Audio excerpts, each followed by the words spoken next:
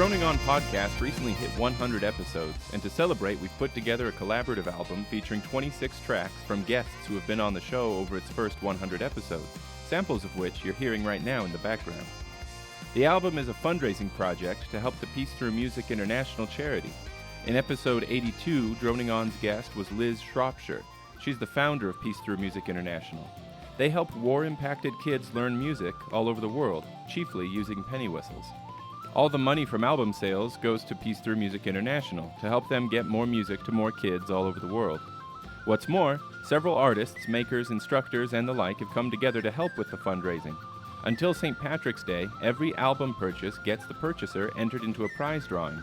On St. Patrick's Day, we'll announce the winners. The prizes include an MK2 stealth practice chanter with torpedo case from Maverick, a Kelpie low D whistle from MK Whistles, multiple generation whistles in several keys, including several Elf Song Great Highland Bagpipe fingering style whistles and a tabor pipe, online Balron instruction from Blaine Chastain, gift cards for bagpipeswag.com, and more. So go get a great album of excellent music, do some good in the world, and try your luck at winning some amazing prizes all at the same time. The album is called Pipes for Peace and can be found on bandcamp.com.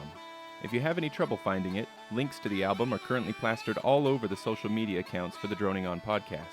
Thanks very much and have a lovely day.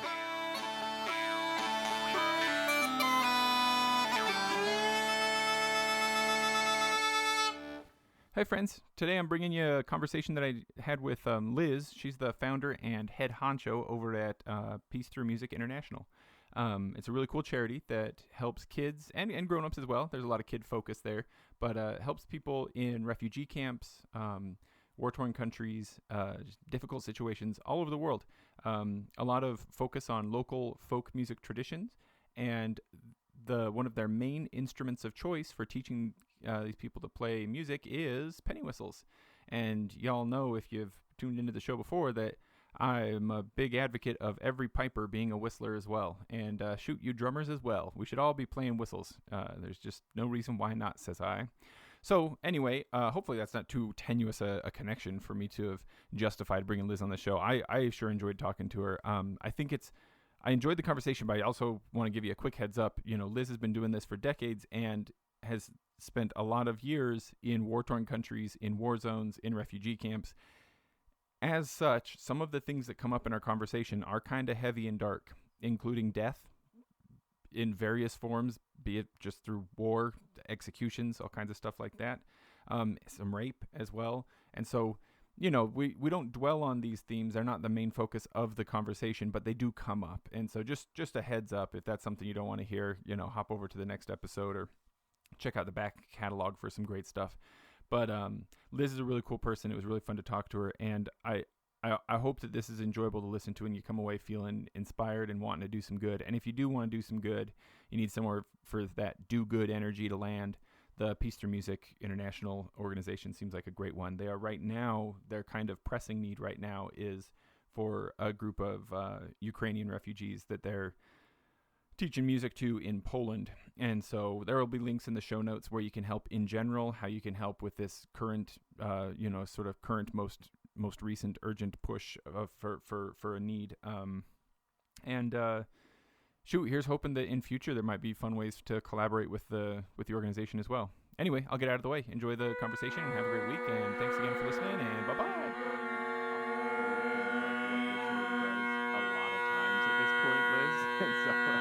Yes, but it is my favorite topic. So you don't mind talking about it some more, huh? No, not at all. This is like asking any mother if they'll tell you about their baby, right? Like, I guess Exactly. I'd be willing to. Well, and so like I want to be aware of that, but also like I want to, I want to know everything. So even though you've probably said it a million times before, also are you feeling okay? Because I don't want you to feel rushed into doing this either. I'm not feeling great, but I feel okay. And there's a slight chance I might have to leave in the middle and come back. Understandable, Liz. Anything you need. Okay, thank you.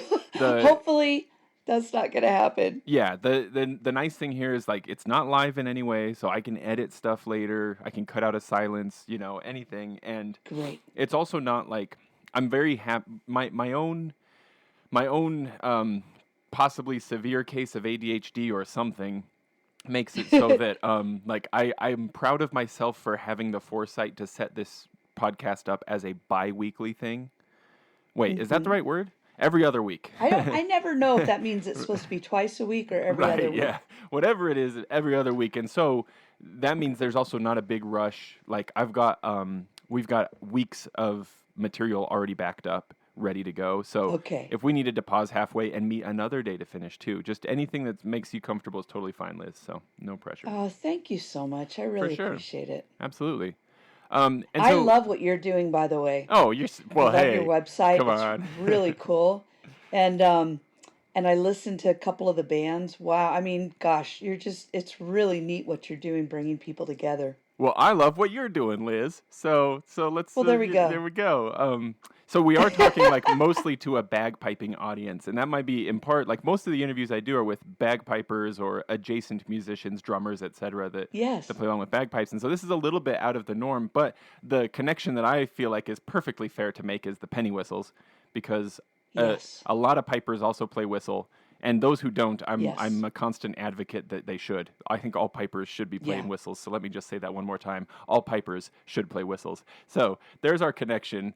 And from there, Is the Liz, fingering the same? I've wondered about that. it's close enough. It's not quite the Okay. same, but it's close enough that it's very intuitive to kind of shift from the Yes. one to the other. And I find penny whistle to be completely intuitive. That's one of the reasons Yeah. I love teaching it.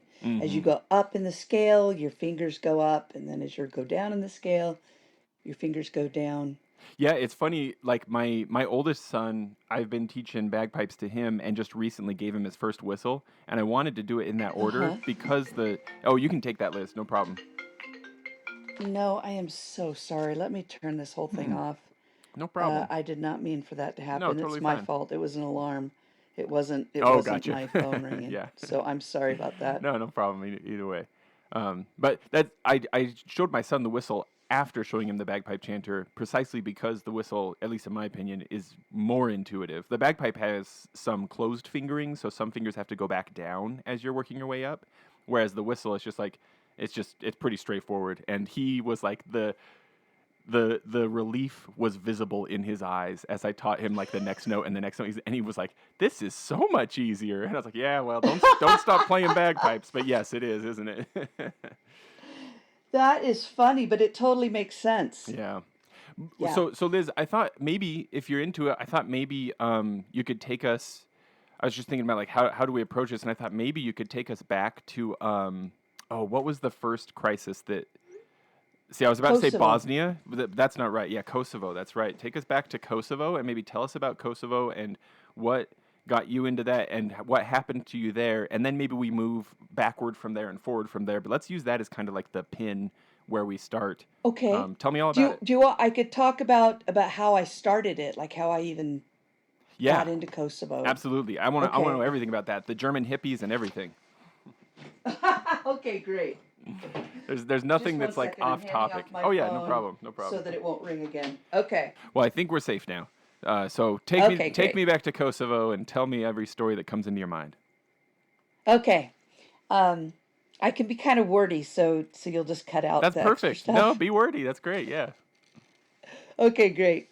So, my degrees are in music composition. I did my undergrad at BYU, and my graduate school was at USC studying composition for the music industry. And so I was working in the movie industry, the TV, that kind of thing, writing music, and it didn't really feel right. It didn't feel quite like the right life to me, and I started teaching on the side, which I'd kind of always been doing anyway to support being able to write music. So many musicians do end up doing that. Yeah. Yes, exactly. It's a great thing. If you're a good teacher, I think it's just a great gift to give to the world to teach others. Even if you just can do it a little bit, on the side. So anyway, so I was driving to the home of one of my piano students. I lived in Los Angeles, and my students lived all over the city. So I spent a lot of time in my car driving between students. And I also taught a few celebrity families. Oh, that's And cool. one of these celebrity families, the kids were usually not there when I would show up for the Hmm. piano lesson. They had three kids taking piano from me. Sometimes I'd have one, sometimes two, but a lot of the time I had no students at all. And so I would talk to their live-in nanny and I would play their piano, and I didn't mind at all. They paid me whether the kids were there or not. This is totally unimportant. I'm sorry. No, I but shouldn't be going no, into you that. tell me. No, I like these kinds of details. It paints a picture of what your life Okay. was like. So it's great, Okay, great. and it's also So, a fun glimpse into the lifestyles of the rich and the famous. yes. And actually, the kid's father played bagpipe and he was teaching the kids Oh, bagpipe. really? So Oh, there you go. that was one of the things that they were learning on the side, which was really fun. Yeah. So as I'm, I got to of course, this, Liz. I'm I now was I'm now running like my brain Rolodex of any celebrities I know of who might have been living in California who I might know play bagpipes. But I know, and I carry want to on. just tell you who it is, but I don't know if it should go on I the podcast. understand. Can I Yeah, just tell you? I totally understand. Don't worry about it, Liz. You carry on with I the mean, I don't story. mind telling you at all. I just Oh don't think yeah, it should go on the tell podcast. me, and I can blank it out for sure. Yeah. So it's, do you know Oh him? yes, of course, totally makes sense. Yeah. Yeah, so he is an awesome guy. Very different in person Mm. than on TV and those kind of things. I never knew that he used such bad language when he's on TV because in person he was so nice all Never the would have time. And thought, huh? no, he's a really sweet guy. And he had three daughters, really neat kids, but the kids were involved in so many things, which was very typical Mm-hmm. for, children of celebrities. Yeah. And so they had this live-in nanny who was from Europe, and I spent a lot of time talking to her, either waiting for the kids or, well, usually we were waiting for the kids, and sometimes the kids would get there before the time was up, and we'd just have a shorter lesson, or sometimes they wouldn't come at all, and I would Mm. just get to play on their piano that Elton John had That's so given cool. them. So it was a really great job, and I really liked these kids. Anyway, the nanny was from Europe, and as I was driving to their home that day, I was listening to NPR and they were talking about the war in Kosovo Mm-hmm. and interviewing women that were living in refugee camps in Albania and Macedonia. And what had happened to these women is that the Serbian armed forces, whether it was paramilitaries or police or actual military, had come into their villages, rounded up all the people, made the men go with them and either killed the men or took them off to prison, and they made the women and children leave and go to another country. Mm. Um, their belongings were taken from them, any documentation that they had, home ownership, school graduation, anything like that was taken from them. And they were forced to leave and to go and to walk to another country.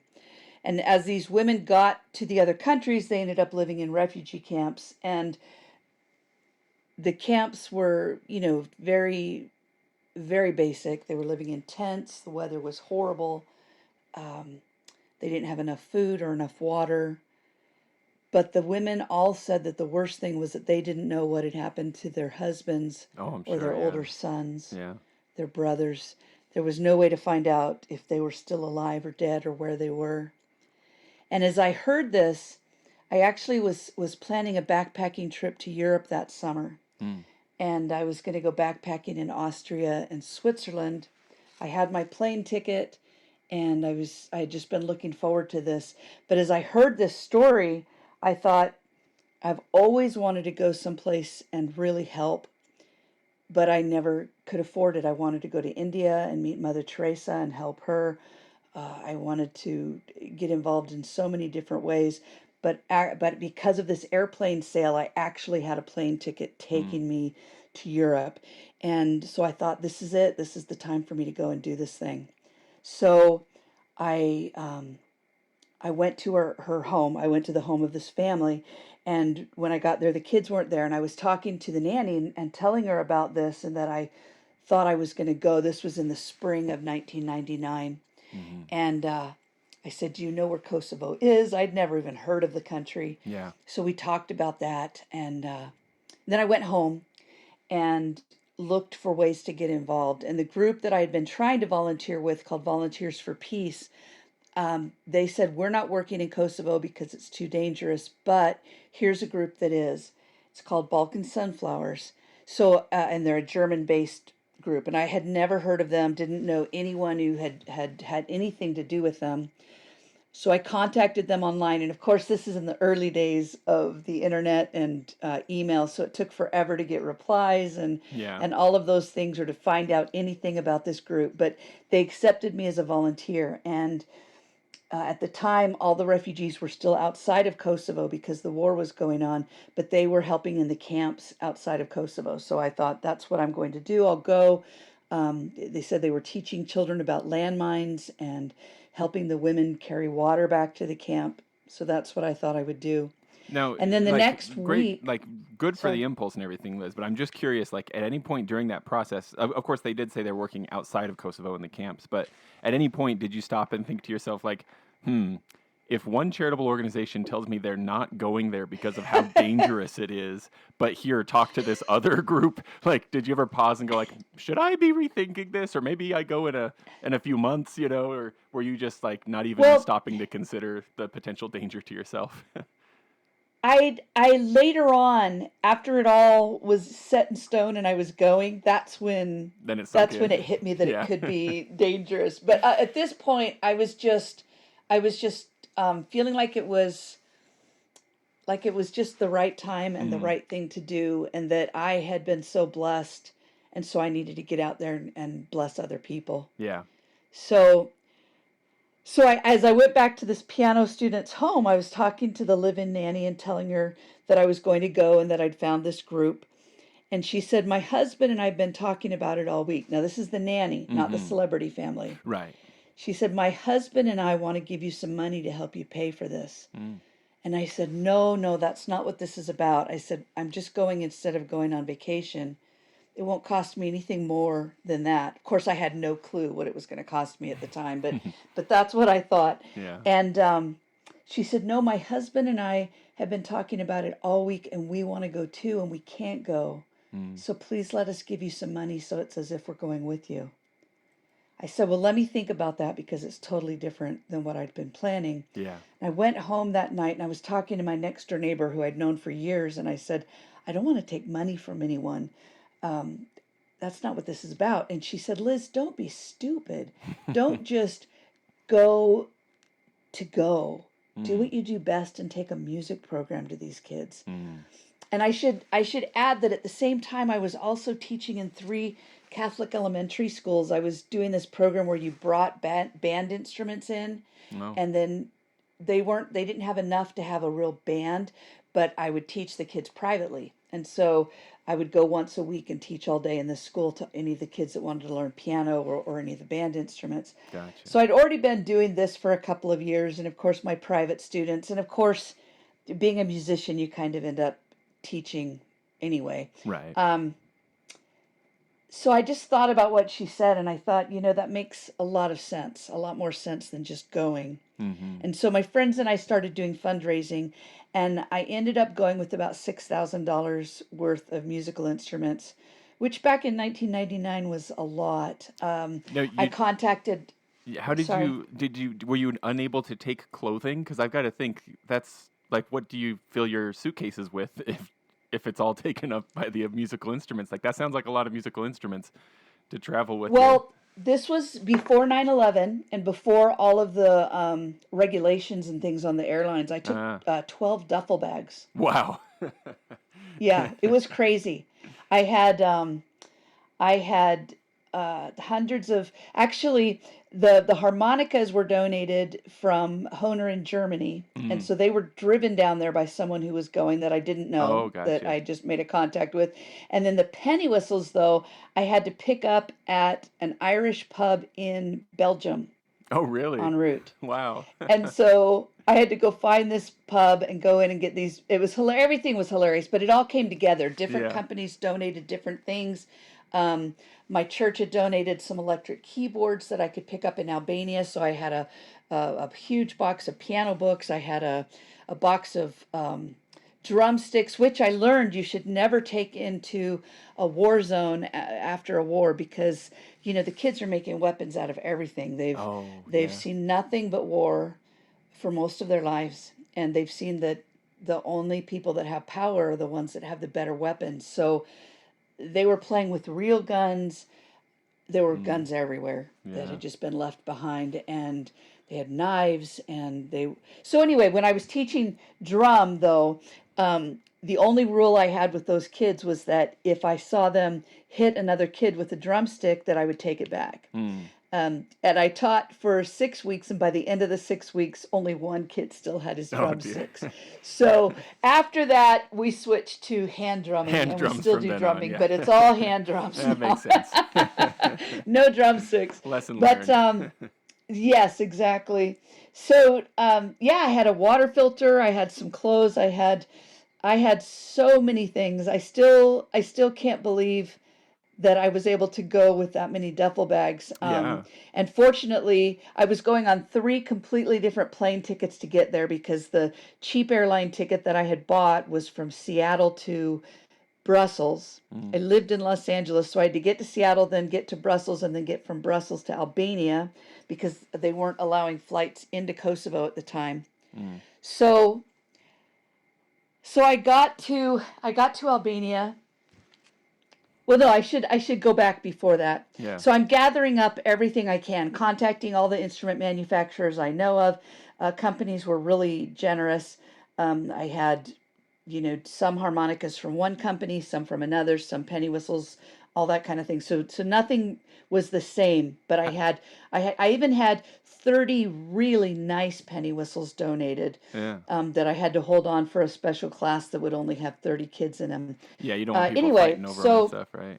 exactly, But and I still do that. I still make sure that all the kids get the same thing what was when I teach them. I've got to imagine that, like, at this point today, you've got, like a pretty well developed system for how the classes work and stuff. But Yes. at that point, what was your pitch like when you'd called like Honer? Just be like, "Hey, I'm a random person from California, and I want to take harmonicas to a war zone. Can I have some harmonica?" Like, how do you pitch that to a manufacturer? I I don't know, to be honest. I am, but and at the time it was all over the news. Yeah, yeah. Um and I don't think people were doing this kind of thing back then. So I don't probably really know. probably there was some, like, I could imagine maybe you were probably not the only person touched by this desire to do something to help. So probably if you called somebody a Honer or whatever and said, that issue in Kosovo, I think I can help, and Exactly. they would have been like, "Oh That's yeah, cool." exactly Mm, That's right. And I wrote a lot of letters, and mailed them, mm, snail mail, yeah. to Alfred, to Honer, to all the penny whistle companies that I knew of and that I had heard of, Hmm. harmonica companies. Um, I don't even remember where I got the drumsticks donated from, uh, because we've never used them again. Right, right. But companies were so generous, and it was really great, because I was doing this in April, but I wasn't going to be able to leave until August. Mm, So I had a good bit of time to get all of these things in place. yeah. And like I said, fortunately, we did yard sales and raised funds as well, Mm, because it ended up costing me so much money to get all of the bags there. hmm. Um, and and I ended up getting to the country with about $125 left. Oh wow. And yeah, and I just thought, okay, that's all right. This is going to be okay. Yeah. Um, I landed in Albania, and the volunteer group was called the Balkan Sunflowers, and I'd Hmm. never heard of them before. They were a German-based hippie group. Um, and I'd always been a hippie at heart, so I thought, this is awesome. There were going to Mm, be volunteers from all over the world doing this. They were supposed to meet me at the airport because they knew how many duffel bags I had. yeah.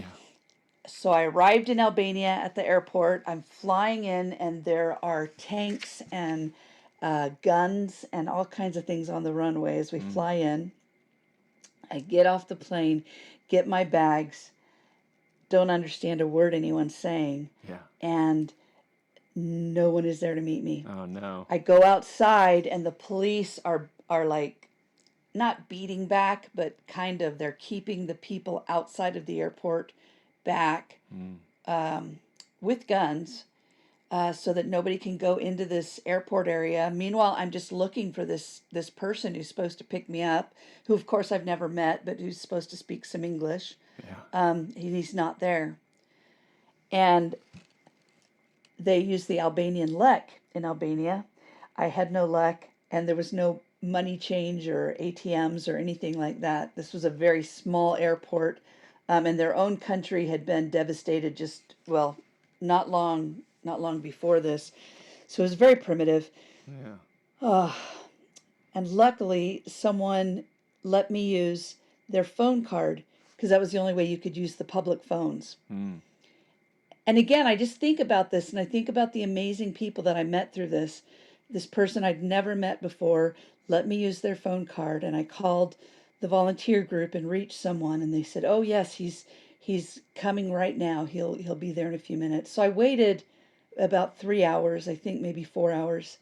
Nobody came, and finally, this little kid who'd snuck up through this police cordon had come in a couple times to talk to me, and he said, "My dad drives a taxi. We can take you where you need to go." And I had the address of where I was supposed to go.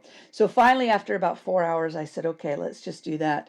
So I called the group again and said, "I'm just going to come to you."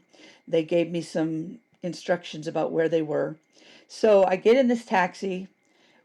This We sounds start terrifying, going. Liz. I can't. How old were you at the time? Were I was 35, you were so I was not young. but still, a 35-year-old lady with 12 duffel bags of instruments, with the police with weapons all around, tanks on the runways, and this one little kid who's like, "My dad has a I taxi. know. You want to go with us?" Then you call on the I phone to know. people who you've never met and be like, "Where should I go?" And they're like, "Go to this place." It sounds so scary. And I probably was quite scared. I don't really remember. I probably was so overwhelmed Yeah, yeah, um, that I just knew that I needed to keep going. yeah. I 35 is pretty old, but I was it's also pretty young. Mm-hmm. And I don't think I could do it today. Mm. I think I think 23 years ago it wasn't that hard. But I think today I don't know if I would have the guts to do that. I mean, I, I it, still go into countries without speaking the language and yeah, without knowing people and things, but not like that. That was that's pretty extreme. I mean, it does seem and like of there. course, Oh, go ahead, Liz. I mean, what are you going to do, right? I didn't know about that there were going to be tanks and guns at Right? the Yeah, airport. I yeah, thought somebody was going to meet me there. So, yeah. um, I think, I've had a lot of scary experiences over the last 23 years. And um, I remember at one point thinking, well, I have a choice. I can be scared or not, but being scared is not going to change the situation I'm in. True enough. Yeah, So I think that's kind of what I've ended up going with. yeah. I mean, I'm careful. I try to be careful, but like I said, I just had no idea. Yeah, And there are a lot of things in life, right, that like after you do them, you go, if I'd known what that was going to be like, I never exactly, would have done it, right? exactly. So I'm Yeah, quite grateful I didn't know. yeah. And I had no idea that this was a hippie group. I thought it was, a good organization, and Hmm. the group that they'd been recommended by was a very organized Like organization. well So organized and professional and all that. Yeah. yes, yes, and I have to say the Balkan Sunflowers was wonderful, and Hmm. they're still wonderful, but they're a hippie group, Hmm. and that leads to more of a laid back vibe, and American hippies are a little more organized, maybe. I don't know. Take this out. I don't American want to say hippies are that. that's funny. I don't It's want to say it's that. funny though. I like it. Like American hippies are like more enterprising perhaps or something. Like there's some like European hippies are a lot more laid back, right. Well, you it's fun know? to think about like the subculture of like the American like go get it, pull yourself up by your bootstraps, etc. kind of thing. Just like Yes. seeping through even to our local hippies. Even we can't help it even as hippies in America, but be a bit more commercially oriented. Well, and it's funny, I go to Ashland, Oregon. My brother used to live there, and it used to be hippie central, Yeah. and now all the hippies are older, so Yeah. they're all Yeah. living in $1 million homes and driving decked out VW buses, but Uh, they're really decked out. yeah. So it's really funny. But in Europe, you still have a lot of people living more of a hippie lifestyle. Yeah. And so anyway, Yeah. Sorry. side Yeah, feed. get you back there. But Yeah. no, it's okay. So the funny thing about Albania at the time is that there were no street signs. Oh They boy. had just gone through, like I said, this awful, I don't know if you'd call it a war or a revolution, Hmm. but they'd gone through some really horrible experiences as a country. And so things were really disorganized. Um, it like you would go into town, and I'm not exaggerating, you'd see 100 at least electric wires all wired into one building, Hmm. and then going out and feeding homes and other businesses. Hmm. And because there just weren't the wires, and people were just, that's how they got their electricity. Yeah. Um, the it was just crazy, but there were no street signs, there was no map. Um, no one knew where anything was. So having this address Yeah. didn't really Didn't help really me a help whole much. lot. Yeah. No. And so we drove for 2 hours around Tirana. And the taxi driver would get out and say um, to other people, "Do you know where this thing is? Do you know where this thing is?"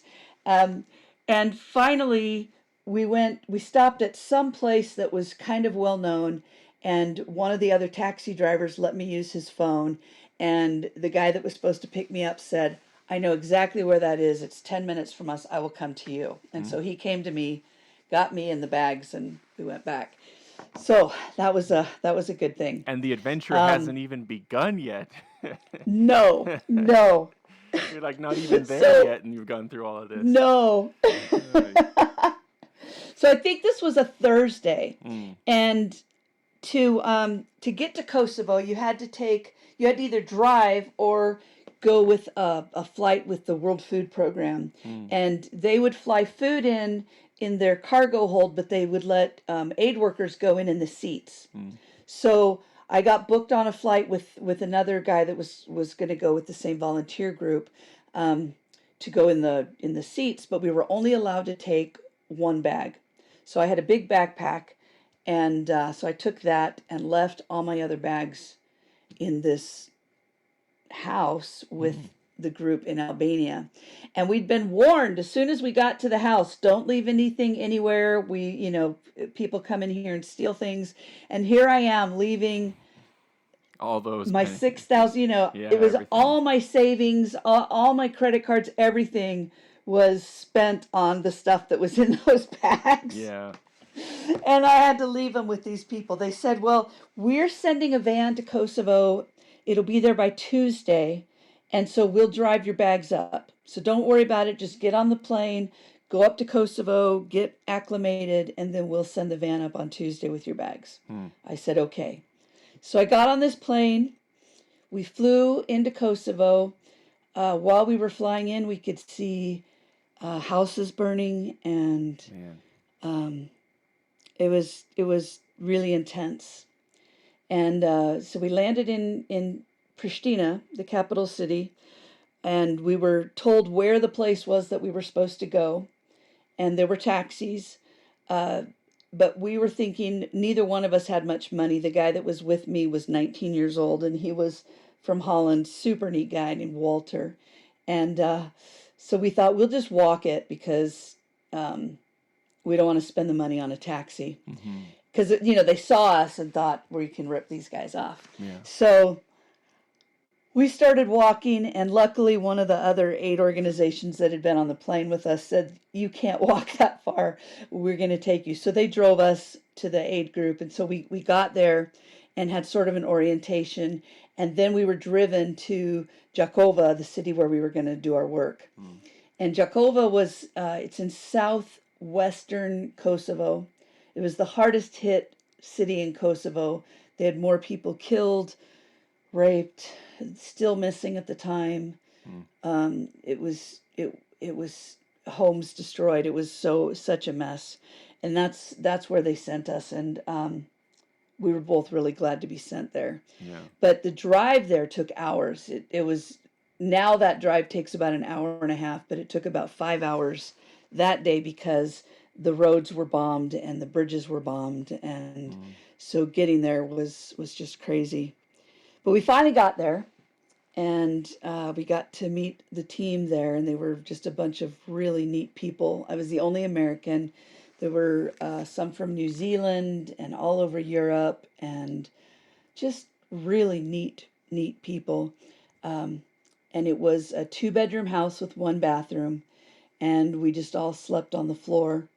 Um, And I don't Liz, remember how many of us. as you were meeting all these people and talking with them and stuff, and like getting a view of the situation, was there any, I don't know how to put this, like would you call it skepticism maybe on the parts of other volunteers who were there, or refugees indeed, even if you met them, or even in your own mind looking around or looking at you, like did anybody say like, oh, hello Liz, what are you here to do? And you said, I have $6,000 worth of penny whistles and harmonicas on the way, and then being like, we're hungry, like why are you like, was there any kind of questioning in your own mind or from others about like, why are you doing this? Well, I'll tell you, I was only supposed to go for 3 weeks. Yeah. I ended up staying for 6. Mm. And I had thought the same thing before Mm. I went. I thought, I'm not a doctor. I'm not a, um, excuse me, I'm not a nurse. Yeah. What do I have to offer these people? But when I contacted the group, they said that they were doing mostly activities for the children Mm-hmm. because there was nothing for the kids to do. And there were other groups there that were rebuilding homes. There were groups that were, providing food, those kind of things. I knew that that wasn't anything I could do. Mm-hmm. Um, and I also knew that music had been the thing that brought so much joy to my life. Yeah. When I was doing my undergrad in music, I actually thought many times about changing to be a social worker or something else because I felt like music was so selfish because every single time I practiced, I felt better. Yeah. And Yeah. every time I was around music, I would feel better. And I thought, what am I doing? Doing this selfish thing. But I stayed in music. And so I just thought, I'm taking something for these kids to do. That's Yeah. all I thought. And I Mm-hmm. thought, while they're playing the instrument, they'll be able to forget about the war for a few minutes and they'll be able to own something again because everything they owned had been stolen from them. Yeah. So those were my thoughts going in. I didn't really think, I wish I was bringing in food. I wish I was bringing in clothes. Because at that point, I'd never been in a war zone. I didn't really know what I was getting into. Mm-hmm. Um, so I don't think that really occurred to me because the group I was going with was a group that wasn't supplying those things. They were Gotcha. they were Yeah. supplying activities for the kids. Yeah. So I think that's why it didn't really occur to me then. Mm-hmm. But I will tell you something about that a little bit later, and if I don't, help me remember to do I that. will. You bet. Um, Absolutely. thanks. So, um, so I got there. We're in this house.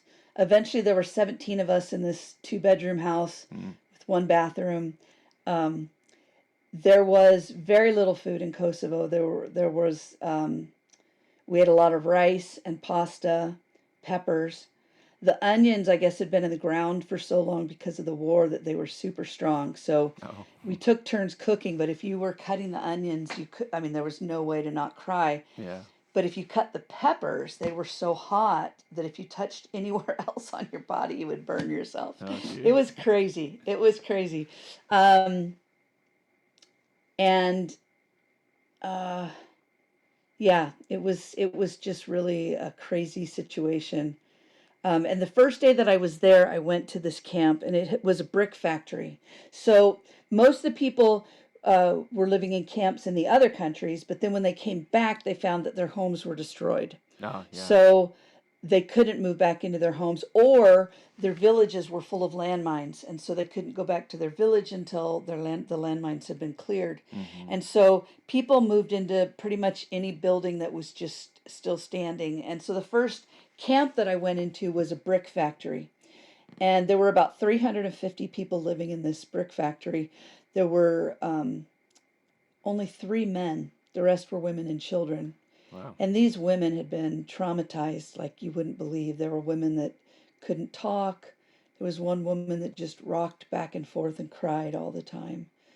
Uh, I mean, it's terrible for there them, of were course, but I've got to imagine that's also like just a terrible thing on top of other terrible things for the children too. Because like, how can you expect anybody in that kind of situation to take care of multiple other humans as well? Yeah. exactly, exactly. Mm. So the parents or the moms were all inside just helping each other if they could deal with this grief. And the teenage girls had to be inside because of the culture. So they were in with the women, and there had been so many rapes in this war. Most of them were gang rapes. No one knows exactly how many because most women didn't talk about it afterwards. Yeah. But it was just horrific, um, and they had seen so much and had so many people killed right in front of them. So the women were dealing with this incredible trauma, and meanwhile the kids were just running crazy outside. They nobody was telling them don't do this, don't do that. Like I said, there were guns everywhere, so they were playing with real guns. They were reenacting executions. Oh my There was a goodness. little boy who would put a real gun to his little sister's head and say bang bang, and then she would pretend to fall down, Because and these are then things she that would these get kids have up. seen. Yep, and then he would My pretend to goodness. shoot her again, and then she would fall down again. Yeah, it was horrible. Yeah. Um, the kids made pretend guns. It was just horrible, and they were fighting also. They were because again these kids, um, anyone under 10 had not known anything but this war and having no rights because the Albanians had had all their rights stripped away from them. So unless you lived in a city, you didn't even get to go to school for 10 years. Man. A lot of the families lived in the mountains in hiding for years before they even had to leave the country, and then ended up in these camps back in their own country. So these kids hadn't had anything even approximating what we would call a normal childhood. It's not like they knew a world outside of a war zone. Like it's not like they could hold on to Exactly. memories of something else. That's just this is that's amazing, and I mean in a terrible That way. was Just their overwhelming. reality. Yeah. Yeah. Yeah. Yeah, so I'd been warned not to go in and expect the kids to sit down and let me teach them a music lesson. Oh geez, yeah. So I hadn't I even thought of that. Like if they have no idea what a classroom is supposed to look like, it's not like you can be like, gather around, I'm a teacher. Like what the heck is that? exactly, everybody sit down now, sit Yeah. up straight.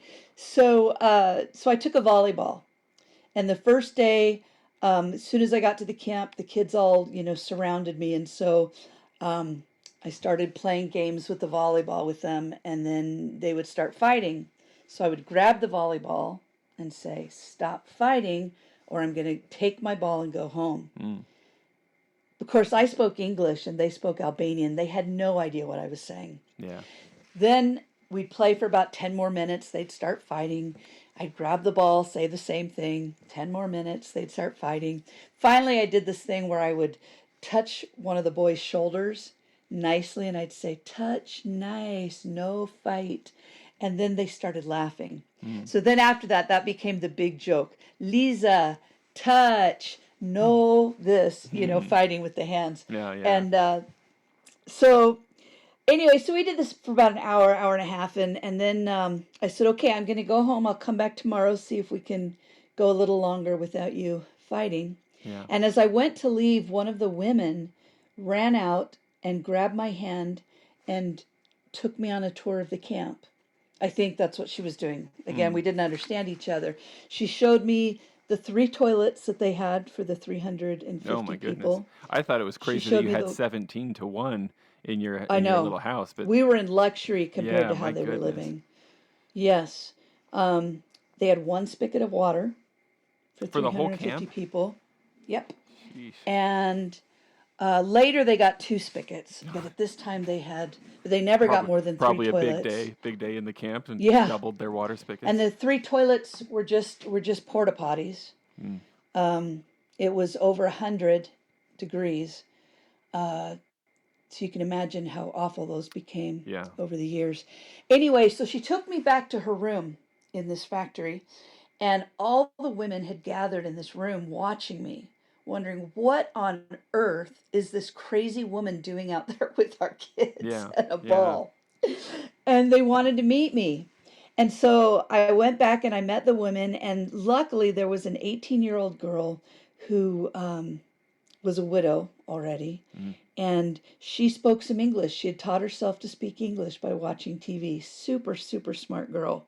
She'd only been able to go to school through the eighth grade, but she spoke English. So through her, I got to know the women, and they told me about their lives even before the war. You know, one of the big sayings was, "It is not easy to be a woman in Kosovo," Mm. because it was a hard, hard thing. And so they were in these rooms. There were no glass windows or screens or anything, so they hung blankets, wool blankets, to try to keep the flies out. But I've never I've never seen flies like I saw in Kosovo those Mm. first couple years. Yeah. Um, like a baby where you can't see the skin for the flies. Oh my goodness. Yeah, I still have never seen anything as bad as it was right then. Mm.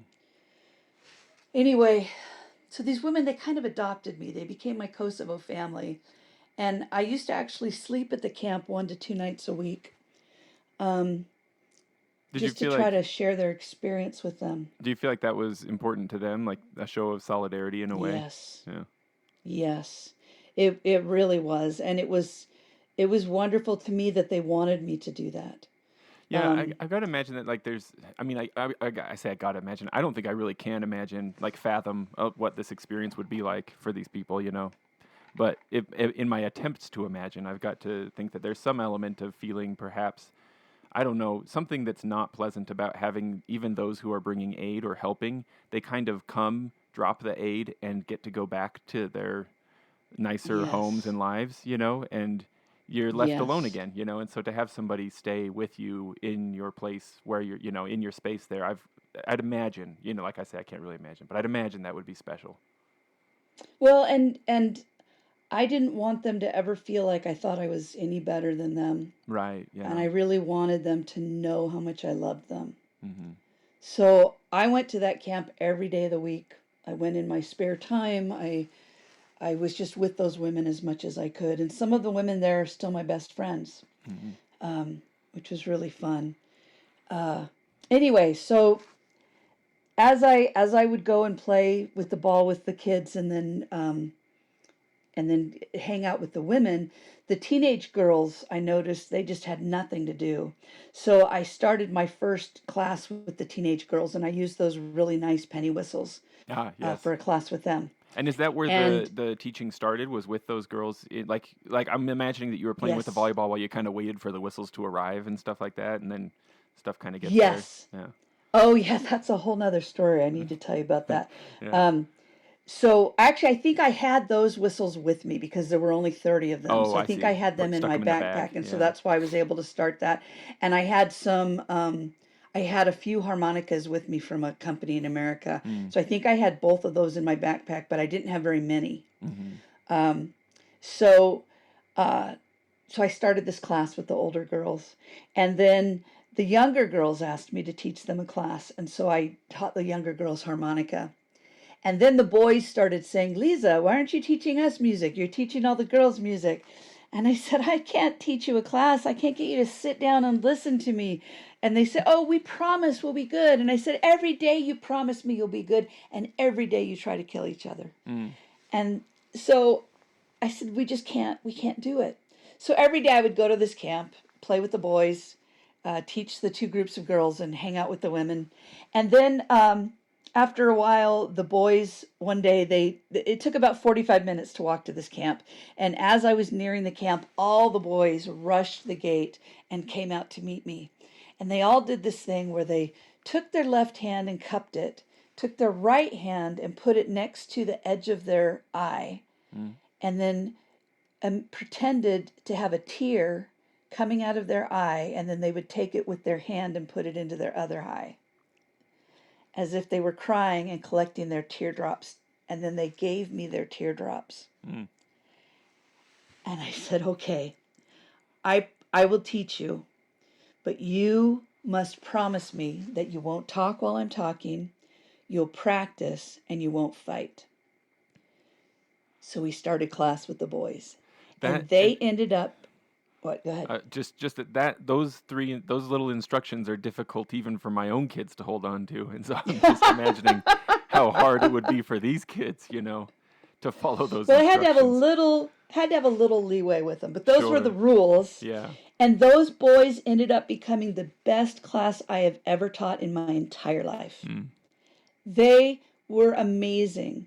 Not only did they come every single day, every single boy, but if one of them started to talk, while I was teaching, the other boys would physically jump on him. So I wouldn't stop class and stop It teaching. wouldn't.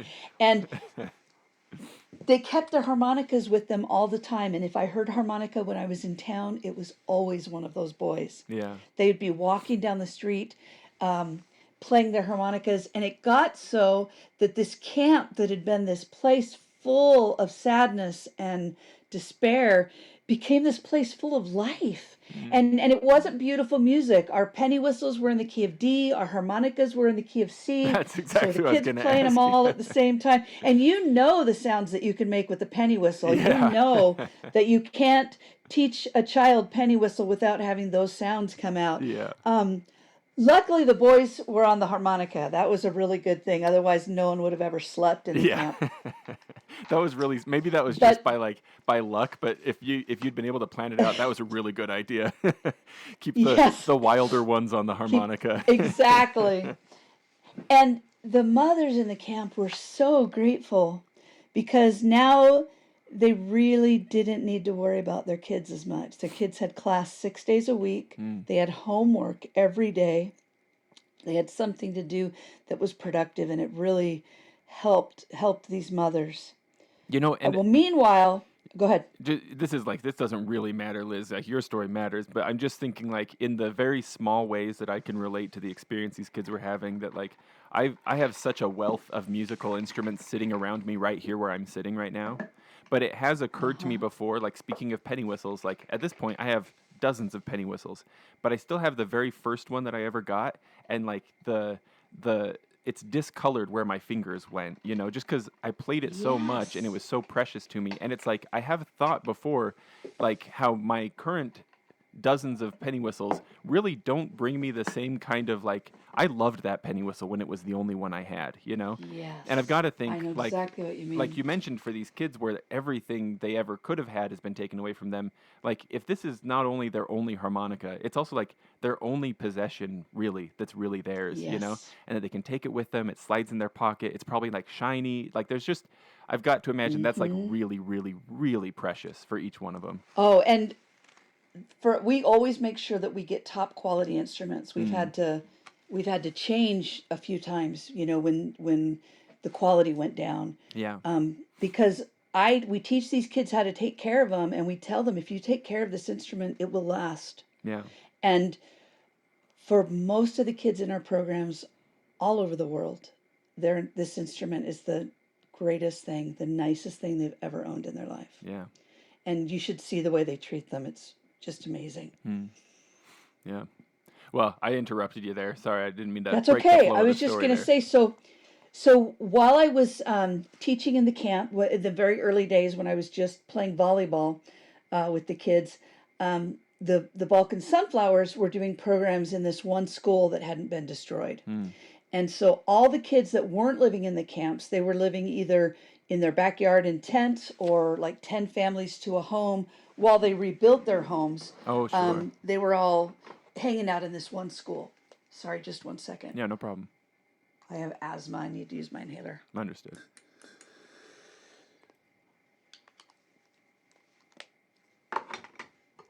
My recent trip to Bangladesh, the air quality was worse than I've ever had in my life. So it's really affected me. And I never had asthma before I started doing this job. It's definitely a hazard of traveling to countries right after war, Yeah. or during the rebuilding phase, or both. So anyway, these kids, they were all hanging out in the school, thousands of kids. They were sitting around fighting, smoking, and Save the Children had started a volleyball program. So I went down to just check it out. And there were about 9 kids standing in a corner off by themselves. So I just went over to these 9 kids and said, would you guys like to have a music class? And they said, sure. So they came. That was my first Monday there. So my first Monday, I had 9 kids. By Friday, I had over 90 in that class. And I was supposed to stay for 3 weeks. I stayed for 6. And by the end of the 6 weeks, I was teaching 6 classes a day, 6 days a week between the school and the camp. And Man. every day, more kids came into my classes in the school. The camp, it was a set population. During those 6 weeks, did you run all the way through your supply of instruments? Were you able to get more in or anything like that? No, there were no phones, there was no internet. I didn't even know what was happening in the world while I was there. Yeah. So if somebody flew in and they could bring a newspaper that was like a week old, everyone would read it. I ran out of instruments and the kids still kept coming. I had a mother come to me and say, I know it's late. I know you've been doing this for a few weeks now, but will you please let my son into your class because my nephew has finally stopped screaming at night, and it's only because of this class. Nothing else has worked. I had so many kids that said, we just want to be here. We just want to be here. Yeah. So I still don't know how many kids came through those first classes because, like I said, more and more came every single day. And there was no way to keep track. It was crazy. And I didn't speak the language. Yeah, how on earth were you teaching that many people without speaking the same language? Well, within a week, I had over 200 in every class. And here I was, like, standing in front of 200 kids and a couple parents that would come with their kids. And I'd be walking back and forth in front, clapping and jumping up and down, trying to write on this chalkboard that had been all shot up. So it had bullet holes in it and it was cracked. And so you could write like part of something and then not write and then write it again and then not write. It was crazy. I imagine, the first like, learn that if you got really creative, you could like put stems on the bullet holes and make it so they were actually notes on the staff or something like that. That's hilarious. Oh, that's so funny. I should have thought of that. Working with what you have, but, right? You know, I ended up teaching in a way that I'd never taught before. Oh, yeah. This whole different teaching method just came to me out of necessity. Mm-hmm. I still don't know how I did it. Well, I do. I do know it wasn't mine. It was from God, because if I had taught my normal way of teaching, we'd be done by now. But I was given this completely different way to teach. And so it was crazy. Luckily, though, and fortunately, after about a week of doing this way of teaching, which was working but not great, yeah. a 12-year-old girl in my class came up to me and said, Liz, I actually speak some English. Would you like me to translate for you? And I said, oh my goodness, yes, that would be so great. Where were you a week ago? So she started translating for me. Exactly. So once I had her, this was Erblina, once I had Erblina translating for me at the school and Zanepa translating for me at the camp, then we were able to really take off. We still taught this different method because, you know, they didn't speak great English at the time, although by the end of the summer they really did. But it was amazing. It was so amazing. Yeah. So the 6 weeks ended, and the schools that I was teaching in, one of the groups had been able to put in internet that only worked with Hotmail. So you could send emails only with Hotmail, and you had to wait forever to get a free computer to do this, and only when there was electricity, and there wasn't very much electricity. So it took forever to send an email. But I had a friend contact the schools and my students and things, and the schools finally said, look, we love what you're doing, but school's started and we're going to have to fire you if you don't get back. Oh, of course. I'd spent all of my savings on this trip, maxed out my credit cards, and I was paying rent on my apartment in LA. I had to get back. And so I told these kids I was leaving. And now I'd seen these kids reenact executions. I'd seen kids attack adults. I'd seen so much violence, but I had never seen those kids cry. until I told them I was leaving. And then they all started crying and they said, Liz, you can't take this away from us. There are groups here that are giving us food. There are groups here that are rebuilding our homes, and we're so grateful for that. But this is the only thing for us. You just can't take that away from us. I said, okay, I promise you I will come back. I don't know how, but I promise you I'll come back. So I left all my stuff with the Balkan Sunflowers, went back to LA, and I was speaking to one of the groups that helped me raise money for this trip. And at the end of telling them about the trip, and at the end of the speech, I just said, I got to get back to these kids, but I don't know how. And so after I finished, a woman approached me and said, Liz, if you would like to start a nonprofit, I'll be your accountant. And then another woman volunteered to be the lawyer. And they went off and did the paperwork. Those are probably the and two most created a important and nonprofit. most difficult people to find for any nonprofit. The legal Yes. advice and the accounting. Those are that's pretty awesome that they're the first Yes. two people that came forward to help. I tell you, this program is so much bigger than me, and the things that I can't do, I have been 100% helped out on all the time. It's amazing to me. We got our nonprofit status in less than a month. The lawyer worked for a firm that was in LA and New York, and they did this for money. They took us on pro bono. They had never had anyone's paperwork go through so fast and the first time. They couldn't believe it that it went through so fast. So we got our nonprofit status. Before that, I was asking people for donations and none of it was tax deductible, and still people donated anyway. People are just really wonderful. Yeah, people are wonderful. Yeah. And so I went back to Kosovo. Yeah, Again, with how 12 long did duffel it take for you bags. to get back over there? So I'm kind of condensing the story a little bit. Sure, I yeah. actually, and I don't know if you want to include this, I'll just tell you the long story. That's the short story I tell. The long story is I left in September, and while I was there, another organization contacted me and asked me if I would come back and work for them. And they promised me that I would be able to keep working with my kids, even though I'd be working for them. And so I took the job. So within a month, I was back in Kosovo. Oh, good. Yeah. But once I got there, they wouldn't let me keep working with my kids. And other people, I was working in another city, but it was only 45 minutes away, so I could easily get there on the bus to go work with my kids. So I was still able to go to the camp and see people, but I wasn't able to go and teach the kids I'd been teaching in the school. And they were really an awful organization. We lived in a really nice house. We had private bedrooms, and our laundry was done, and our house was cleaned, and we were, they cooked for us. And it was horrible. I felt guilty every day that I was with them. And they didn't trust me because I wanted to be. Okay, so one of the reasons that my first trip was so great was because I was 100% a volunteer. Yeah. And when one of the kids at the camp said to me, do the Americans actually care about us? I was able to say, absolutely, they care about us. And then I said, look at all these organizations and all that they're doing to help. And he said, yeah, but they're all getting paid to be here. He said, do the Americans really care about us? And I said, you know what?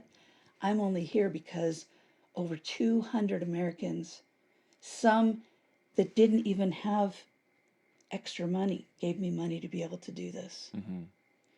And I've always considered our donations to be like a sacred trust because of that. Anyway, so I went back with this other organization, worked for them for 2 months, still trying to get back to my kids, and then finally realized it was never going to work. So then I went back to LA, and that's when I was giving the speech. Right. And then that's when the lawyer, so this was in January that this happened. And so in January, I gave the speech. We got our lawyer and our accountant. March was when we had our nonprofit status. Mm-hmm. So then I had to raise the money and get some more instruments. And so I got back in May. So it took me maybe June, May, June. Was that second trip any smoother since you'd made it the first time, or was it just about the same kind of chaos to get your duffel bags and everything? Well, one thing I didn't tell you about was in my first trip, I almost died. I'm not terribly surprised, Liz, honestly. I think I'd be surprised if you hadn't come pretty close. I'd never had asthma before. Yeah. And the air was full of, the country was full of unexploded bombs. Yeah. And there's a lot of fallout from bombs that stays in the air and stays in the area. And you can't avoid it if you're living there. And because I was living in the town that had been hit the hardest, it was just everywhere. I've got to imagine there's also plenty of like demolished masonry rubble and all kinds of things that would kick up just your everywhere. Normal dust and stuff too. Oh yeah, everything's destroyed. The streets, the buildings, everything. Yeah. Everything, and everything's in the air, and there's no air conditioning, so you're just, even if you're sleeping inside, it was very much like camping. Yeah. So you're exposed to everything all the time. Plus the food wasn't safe, so you'd get food poisoning a lot, so your immunities were down a little bit anyway. So what happened is I was running a meeting, and I kept breathing worse and worse and worse. And I'd never had asthma, so I didn't know what was happening. This is a story that I don't think I've ever told. Hey, we're getting the exclusive. We're getting the exclusive. Yeah, you're getting the exclusive. So I'm running this meeting, and I would speak a little bit, and then I'd go, and then I'd speak a little bit, then. Well, it got to where I would say a few words, and then I'd have to go, and then a few words, and then, and like I said, I'd never had asthma, so I had no idea what was happening. And luckily, someone in the group that I was working with had asthma. She said, "Liz, something's happening. We need to get you to somebody." This was a Saturday, and there was no place to go. It was after the war. There was nothing, right? So luckily, one of the members of the group knew an Ethiopian prince who was there volunteering his time as a doctor. And so they took me to his office. And an Ethiopian prince who was volunteering his time as a doctor. That's pretty cool. Yes. So I sit down in this chair. He gave me a shot of prednisone into my wrist. I passed out, fell off the chair, and hit my head. Oh, my goodness. He told the people that had brought me that if they'd waited 5 more minutes, I would have been dead. Jeez. So I didn't want to leave because I was still, working and felt like what I was doing was really helping these kids. Yeah. So I kept working, but I had a couple of other close calls where I had to go to the hospital and get an IV of prednisone. So there's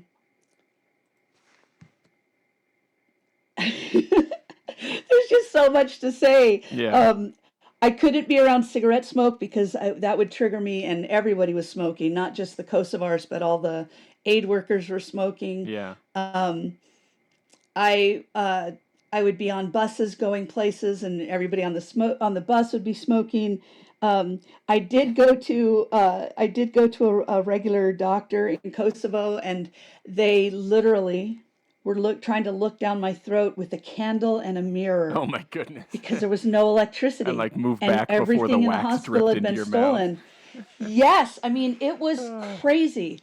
So no one knew what was wrong. They just knew that it was probably an allergic reaction. When you're hotboxing on the bus and try to roll the window down to get a breath of fresh air, you just have bomb fallout and construction rubble blowing in your face instead. Just no escape. Oh my gosh. Yes. That's so rough. It was crazy. And then Liz, you're trying to teach people how to play wind instruments? I know. It was so crazy. I didn't even have an inhaler. Yeah. When I think back on this, I just think Just about put you in a it panic was to imagine crazy. it, right? My goodness. But by then I knew that what I was doing was really important. Yeah. I had seen these kids who would come into class, goofing off, but not paying attention or anything. I'd seen them within a week sitting up straight, looking at me. Within 2 weeks, raising their hand, wanting to play for the whole class, Mm. saying that their uncle had heard them practicing and said that they were proud of them and that no one had ever said that their whole lives. And Mm.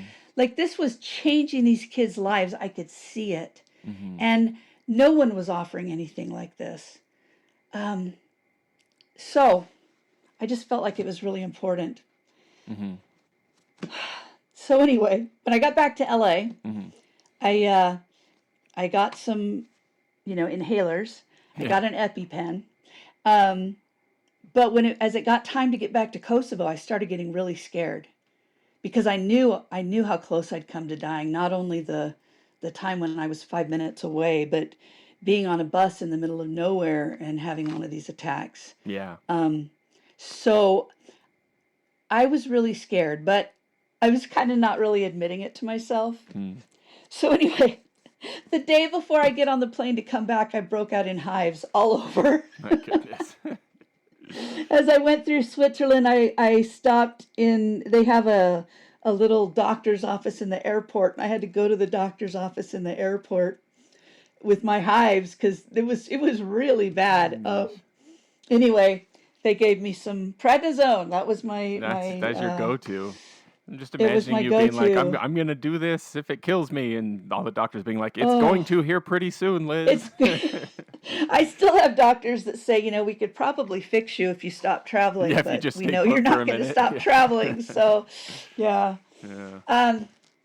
So I got back the second summer, and my same 12-year-old girl, she was 13 at that point, Erblina, came to me and said, I'd like to translate for you again. And I said, well, instead of translating, why don't I teach you how to teach?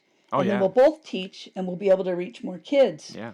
Well, then her friends started coming to me because at this point, school hadn't started. The schools were still being rebuilt. Mm-hmm. There was absolutely nothing going on for kids to do. Yeah.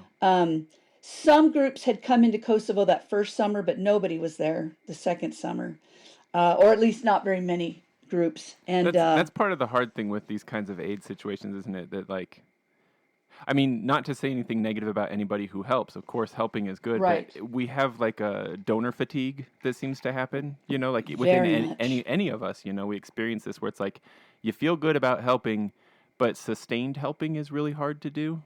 It is. It's so hard, and it's hard even for the helpers to do this Yeah. sustain because it's depressing. Yeah. You have to Yeah. really fight against that hitting you. Aid workers, a lot of aid workers end up, addicted to substances because that's the only way that they can get through, or having nervous breakdowns. And And doesn't in it also Kosovo, like it feels like it would be so satisfying, right? To like go for a summer and fix the problem and then just be like, there, it's fixed. oh, I fixed it, exactly, yeah. Yeah. But Kosovo was worse than most places Mm. because all of their infrastructure had been stripped away for 10 years. Yeah. So all the Albanians had lost their rights. There were no therapists. There were very few doctors. Teachers had been one of the main targets, so there were not very Oh, many man. teachers left. Yeah. Artists, intellectuals. There were no working structures to work with. We didn't have police for 2 years. Because the only people that were the police were the Serbs that were attacking the Albanians. Mm. So it was much worse than usual. And I don't know if this is absolutely true, but I was told that there were more nervous breakdowns by aid workers in Kosovo than anywhere else. And I do know of 2 people that had nervous breakdowns that I knew personally, that were amazing people doing amazing work, but it was just really difficult. Yeah. So anyway, but I didn't face that, fortunately. But it's very exciting to go into a place right after a war ends. What's hard is to do sustained help and to make programs that can survive you. And that's our goal always, is to make programs that don't need me. I feel like that's that can sustain and go without us. in the narrative arc that we're seeing unfold here. I feel like that's what is that exactly what we're at the point that we've reached Yes. with these teenagers starting to say, I want to help, and you Yes. saying, well, why don't you teach? Yes. And I'd only seen these big organizations that had all this money. Yeah. So I thought I started an organization, we'll get all this money, we'll hire all these people, we'll do all these things. But we never had money. I didn't get paid for the first 15 years of doing this. So the money we raised just barely covered our instruments. Yeah. And my credit card stayed maxed out for 15 years. Just And minimum payments forever. exactly. It was just crazy. But I had this amazing group of teenagers. And Erblina's friends came to me and offered, they said, there's nothing to do. We'd really like to help you. And then their friends came and their friends came. And so I would stay in Kosovo for about 9 months every year. Then I'd come back to America for 3 months to raise money, and then I'd go back. And I did that for 5 years. And then usually I would leave and we'd have like 800 students at one location, and then I'd come back and there'd be like 20. Because it's hard for teenagers to keep it going. Yeah, they would do a great job, but it was hard. Yeah. And then we got this 19-year-old that volunteered to help us. His name's Burham. And Burham was amazing because he was older and he was someone that everybody could look up to. And so I started working more closely with him. And up till now, it had all been teenagers. And these teenagers were amazing. They were sending me reports. They were writing lesson plans. They were so phenomenal, but they really needed one person in charge. And that's why it worked so well when I was there, but not so well when I would leave. Like a coordinator, if you will. They could do the direct teaching, but someone there to, Yes. And a coordinator that wasn't going to school with them, and their own age, right? Yeah. So it really made a difference. So once Burham joined, I left and we had about 800 kids, and I came back and we had like 1,500. Oh, so it about doubled instead of going down, huh? Yeah. And once that happened, I said, okay, now they don't need me. I can go to another country. Now let me go back though. Now, but about 3 years. You go ahead and go back, Liz. But I just want to pause you there for a minute and just point out how maybe insane that is. That like how many other people would have gone, okay, they don't need me. I can go back to my normal life finally, right? Instead, you went, okay, they don't need me. I'm going to go do this again. Well, but you can leave that in the air. Go on back, yeah. The reason for that is because about 4 years in, all the other organizations had gone. Yeah. And it was getting harder and harder to get money for the program. And I started thinking, okay, maybe we've done as much as we can do here. Maybe it's time to wrap up. Yeah. And one of the fathers came to me and said, Liz, you can't leave now. He said, all the other organizations have left. He said, but I just attended a trauma meeting. I don't know who it was for. I think it must have been for parents or people that were, because they didn't have social workers. They didn't have anyone in those jobs. So they were trying to train people and recruit people. So I think it was one of those meetings that he was in. He said, and we were told that the trauma in our children has not even shown up yet. He said, we were told that until the children feel safe, they can't even show their trauma. So all these organizations are gone. And our kids aren't even going to show their trauma for another year or two. Yeah. He said, you can't go. And I learned so much through that because it's really true. When the kids are still living in that fear and anger and trauma, everything's still destroyed around them. Their parents are still, if they're lucky enough to have two parents, are still dealing with trying to make life livable again, and dealing with their own trauma. It's not a normal life. Yeah. It takes years for these kids to feel safe, and until they feel safe, they can't actually let go.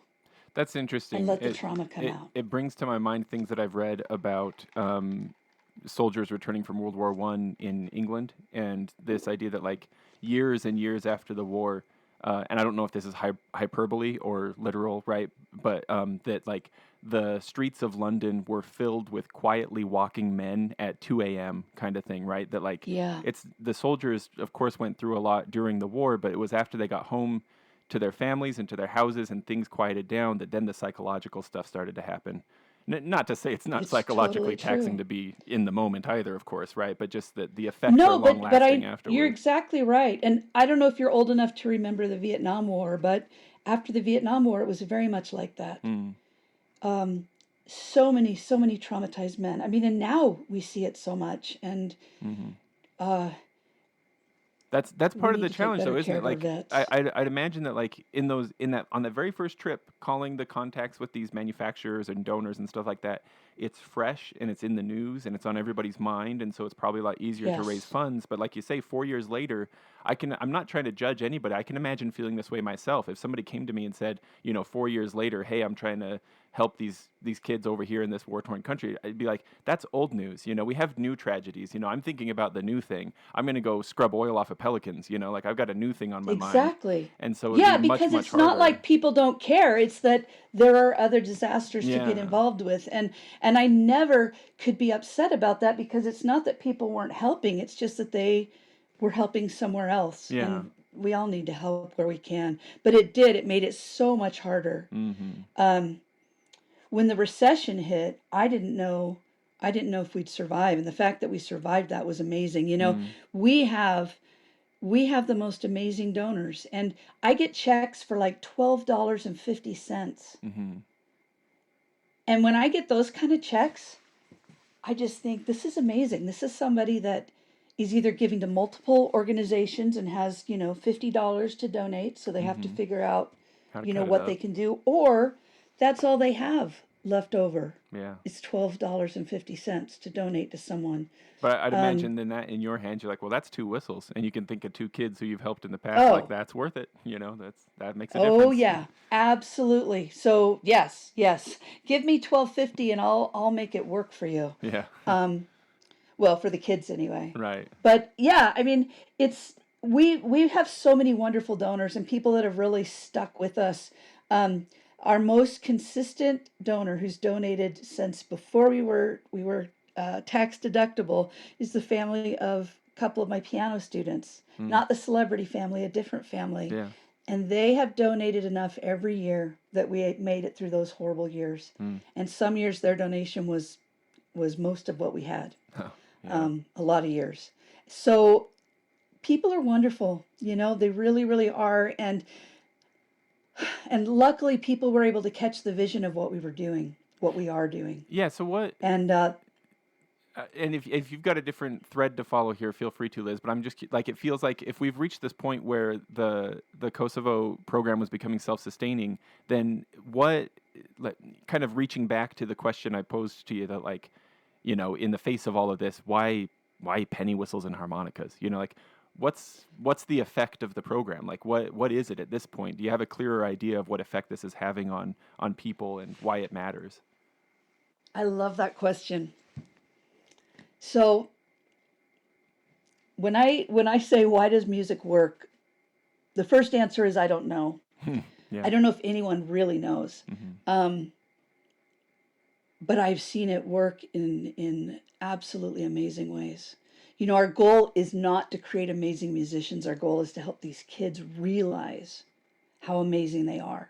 They come in, a lot of them have never owned anything. They haven't had control over anything in their lives. All they've known is violence, uh, being treated like they're worth nothing Hmm.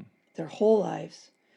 Um, and we give them this instrument and we say, we don't care what religion you are, what the color of your skin is, whether you have a dad, whether you live in a camp or a home or a tent.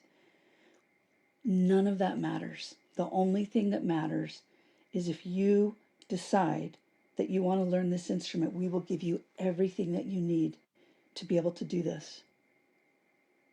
And for most of our kids, that's the first time that they've ever had control over anything. Mm. And because our instruments are so easy to learn, the first time that they play it, they sound good. So then they can feel And then successful, when maybe for the first time in their lives as well. exactly, Yeah. exactly. And then the next time they practice, they get better. The next time they get better. Mm. And it's not just an activity that they come to and then they leave. They take those instruments home with them. They are theirs for the rest of their lives. All of our classes, all of our instruments, all of our music, everything is free. And the only thing that it costs them is their time. And they have to decide that they want to do it. And because these instruments are so easy, the correlation between practicing and getting better and sounding better and having more fun is direct. Yeah. 100% of the kids in our program do better in school after they join our program. Mm.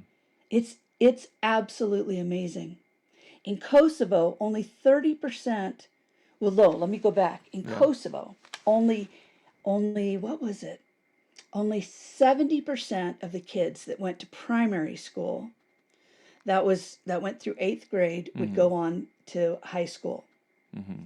And only 30% of the kids that would graduate from high school would go on to university. Mm-hmm. The kids in our program, 100% of them went on to high school. Mm. And the kids that became youth volunteers, almost 100% of them went on to university. One of them married a girl in Switzerland and he was living in a camp, so it was a great thing for him to be able to leave the country. Mm. But all the others, they all went to university. I mean, it's amazing. It's amazing. And the thing with music is that, and you know this as a musician, you don't just play music. When you are really doing music, you can't do anything else. And there are many ways to help trauma heal. And there are many ways to escape trauma, and that's, substance abuse becomes a big problem, especially after a war, because the mafia comes in and offers free drugs, and people are dealing with huge traumas. So a lot of people end up addicted to substances because that's the only way that they know how to deal with what's going on. Mm. Mm-hmm. But what we're offering them is a way that they can deal with their trauma and still have control over their lives and feel better about themselves. Yeah. And have control. The lasting effect of war on children is fear and hatred. These kids, they all come into our classes with so much fear and so much anger. Mm. And if I had lived through what they'd lived through, I would feel exactly the same way. Mm. But the thing that goes away almost immediately is the anger. It's crazy how fast the anger goes away. Mm. These kids all over the world, Mm-hmm. they are the number one target for groups like ISIS and groups that are kidnapping children to be child soldiers, Right. groups that are kidnapping teenagers to be human bombs. I mean, I've And it's heard because, the saying that hurt people will hurt people, right? Like it makes sense that this would be the population yeah, to utilize to cause more hurt.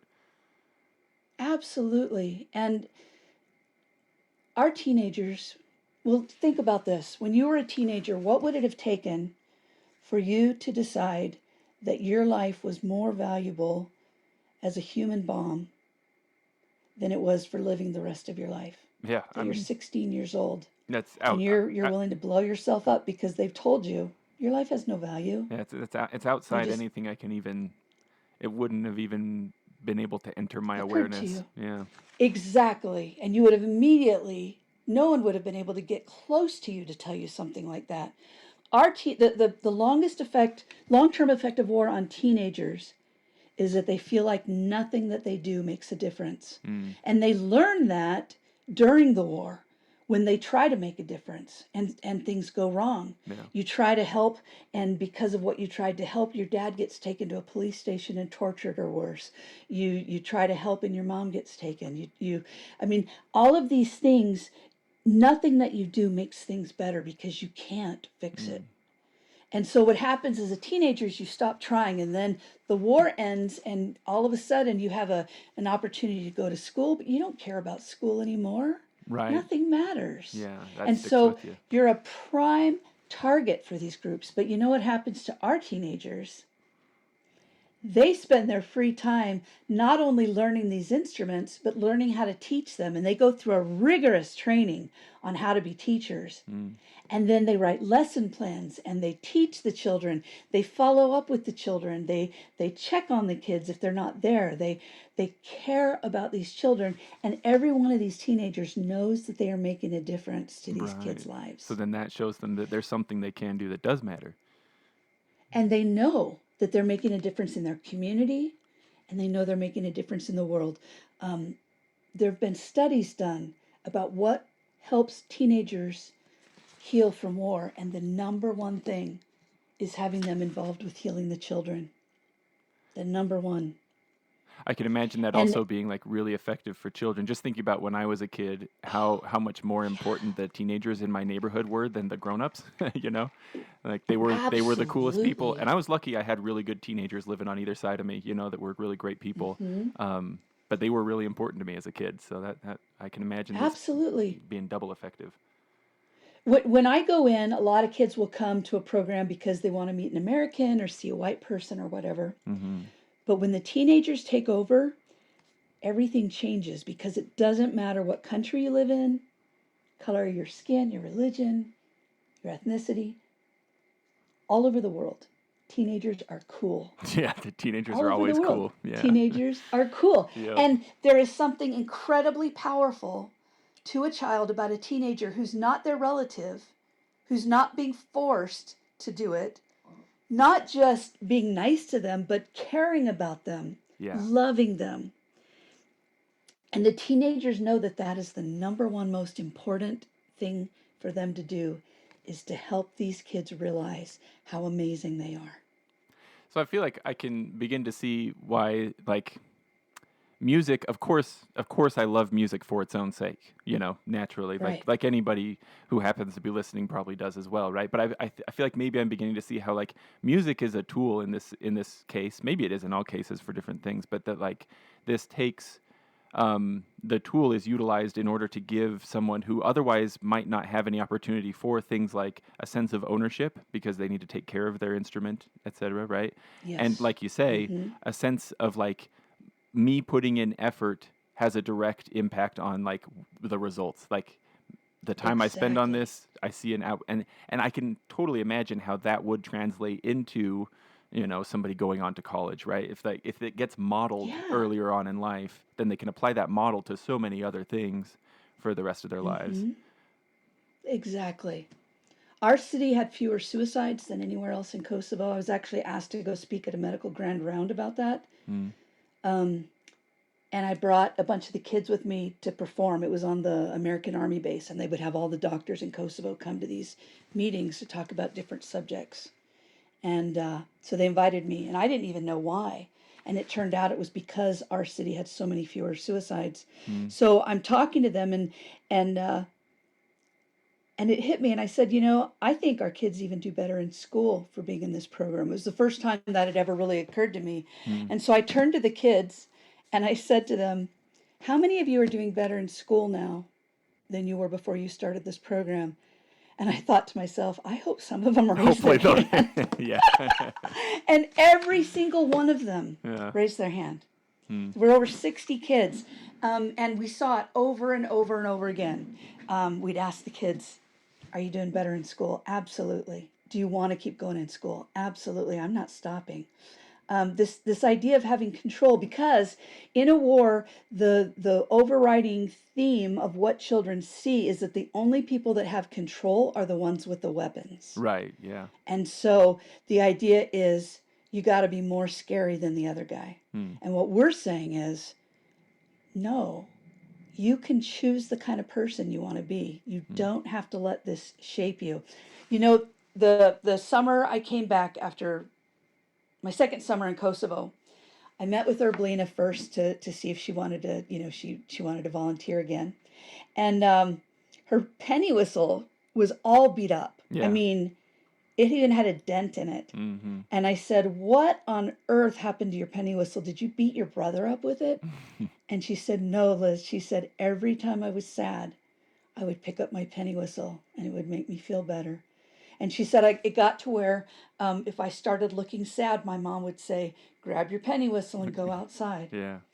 Um, and this kind of goes back to what I was saying a minute ago about escapes Yeah. that help trauma. Yeah.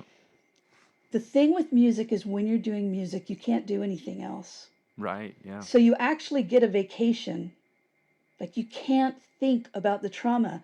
You get a vacation, but it's not like a vacation like drugs or alcohol, because this vacation is healthy Mm. and you feel good afterwards.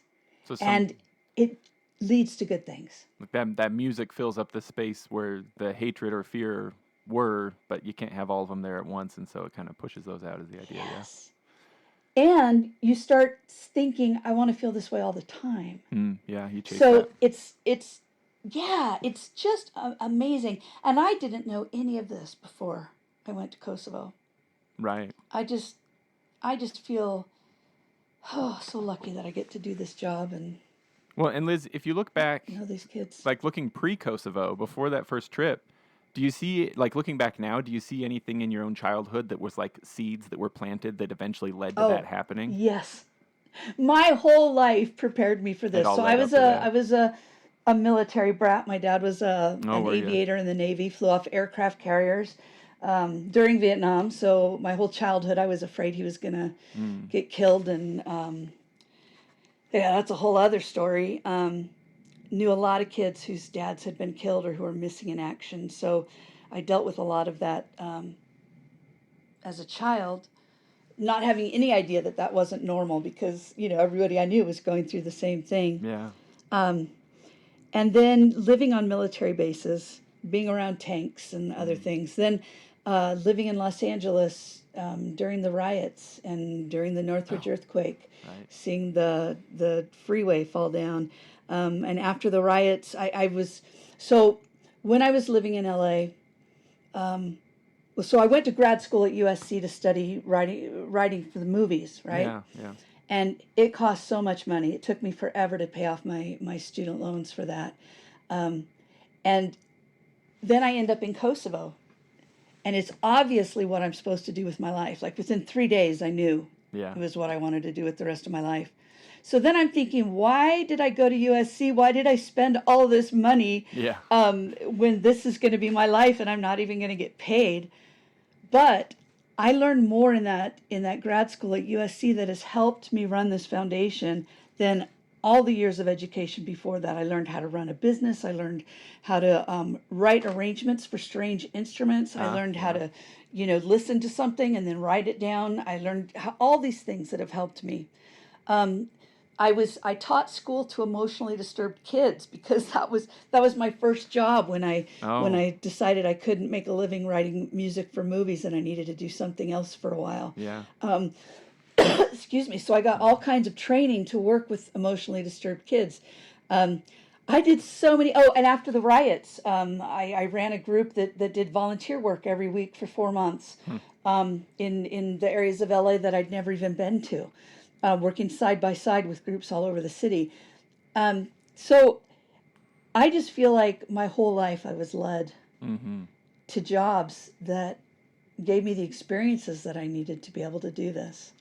I love getting that kind of take from any person on the sort of like the disparate things that at any other point in their life might have not looked like they were connected, and how at some point eventually it all crashes together and suddenly it makes sense. It's pretty cool. Pretty cool. It is. What is that? The magic from the land of serendip, right? The serendipity that's occurring. Yeah. So what about post Kosovo? Because I know from looking at your website and stuff that like that's not the only country where you've set up programs. Maybe tell me a little bit about what else you've done elsewhere. So next I went to Northern Ireland and we started programs for Catholic and Protestant children to bring them together. So Northern Ireland is still 95% segregated. It's segregated between Catholic and Protestant, and that means if you're Catholic and you have to walk through a Protestant neighborhood to get to school, you're going to get beat up a lot.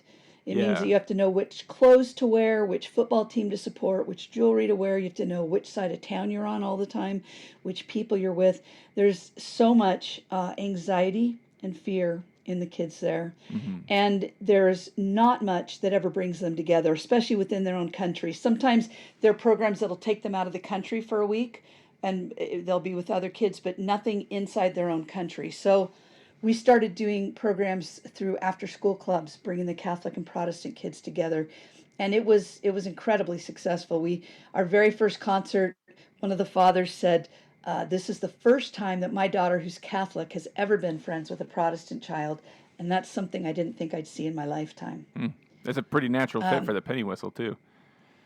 Yes. Well, actually, penny whistle was great, but it's kind of everything's kind of divided. So penny whistle is considered a Celtic instrument, but it's also used by so it's Does it have oh gosh, Are you Northern saying it Ireland has is like? such Does a it have some mess. political baggage there then? So it wasn't. Yes, So it's maybe used in the lean toward the parades harmonica where instead. people are parading against the other side, and Gotcha. so yeah, it's kind of a shame. So we ended up doing a lot more harmonica. We did do That's some penny that's whistle, funny. Yeah. but a lot more harmonica. Yeah. Um, and then and then Northern Ireland's actually the hardest place that we ever went because they still Interesting. have riots, they still have bomb scares every week. I feel bad about this, And Liz, and like I have some friends in Ireland that I hope won't be offended by my ignorance, but like I've been under the impression that the troubles were done, you know? Like I know everyone thinks that. I thought it was over, you know, and so it's It's shows not. I mean, my it lack of is awareness. like there aren't military on the street. There aren't tanks on the street. Yeah. Things are a lot better than they were. So now it's just more under the surface. Yeah. So like my first year there, I went home for Christmas, came back, my favorite store had been bombed. The following fall, all the home repair shops got bombed. And they would get bombed with these devices that would start a fire. They would like hide it in something, and then Yeah. by the time the fire started to show, it was too hot and they couldn't put it out. Mm-hmm. So we still have a small program there, but it's not big. When I was there physically, it was easier because I'm American and I'm not Catholic and I'm not Protestant. So they kind of saw me as, Yeah, you yeah. know, Kind of a neutral they could party. say, that the American ladies here, we can bring our kids together. But when I'm not there, it's a lot harder for the two communities to get together. Sure, if you have a Catholic person And running it, then maybe the Protestant kids don't want to come, and vice versa. If a Protestant person exactly, yeah, gotcha. exactly. So it's difficult, but we still have a little program going there, and we're hoping it's going to grow. We Yeah, I have a think I saw fantastic volunteer there. East Belfast, right over there. Yeah, Yeah. yeah, exactly. So we're hoping it'll grow. We're doing ukuleles now. Oh, right on. There you go. That So can't we're doing can't it through have the any schools, cultural so baggage in Ireland. It should be pretty safe. none at all. So yeah, Yeah, so right that's on. really great. And then after Northern Ireland, we went to Uganda when the Oh, Civil War was still happening there. And we did programs for child soldiers and for kids that used to be child soldiers and for the kids who weren't child soldiers to bring them together because everyone was afraid of the child soldiers. oh yeah. The child soldiers, it was absolutely horrific what happened to them. They were kidnapped, forced to kill. The only way you survive being a child soldier is by killing. Mm. The lucky ones that got out, and very few got out alive, had trauma like you can't even believe. Oh, I'm sure. They Yeah. had done despicable things. They'd been drugged a lot while they were being child soldiers. They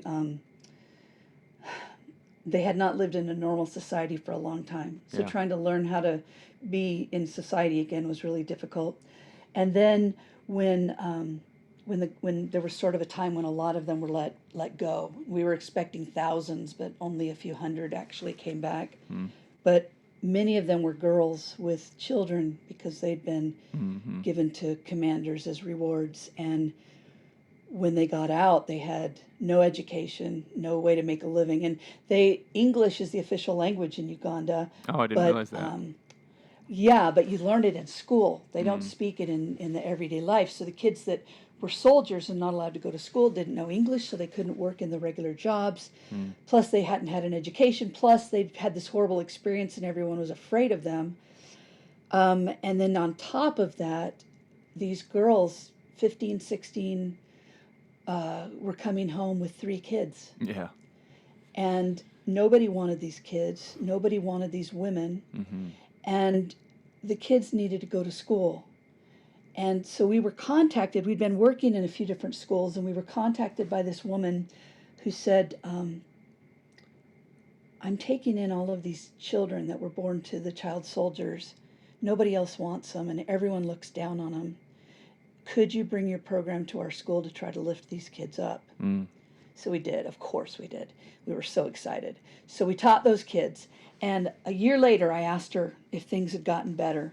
And she said, it's amazing. She said, our kids are walking around singing and playing penny whistle. And she said, now the other kids are jealous of them because our kids know music and have an instrument. So they went from being like looked down upon amongst the other kids and now they're like the cool kids. Exactly, Yeah. exactly. And all because of our beautiful magical penny whistle. And I have to say, one of the great things about penny whistle is that it weighs very little. Oh, yeah. And most of our countries, I have to take the instruments in physically with a suitcase. And now you're not allowed to take 12 duffel bags. Now Right. you're lucky if you can take 3 or 4. Yeah. And so I have to take them all with me. And so harmonica is very heavy because we use really good harmonicas. Yeah. And so it's difficult to take those into the country unless it's a country that they can be shipped to. Yeah. So that's why we use exclusively penny whistle in both Uganda and in Bangladesh, because I have to physically take them there. I've So anyway, after you, what's that? Oh, I was just going to say that I've heard some cool penny whistle music out of Kenya before. Like, you might call it, would it be right to call it like Kenyan music on penny whistle?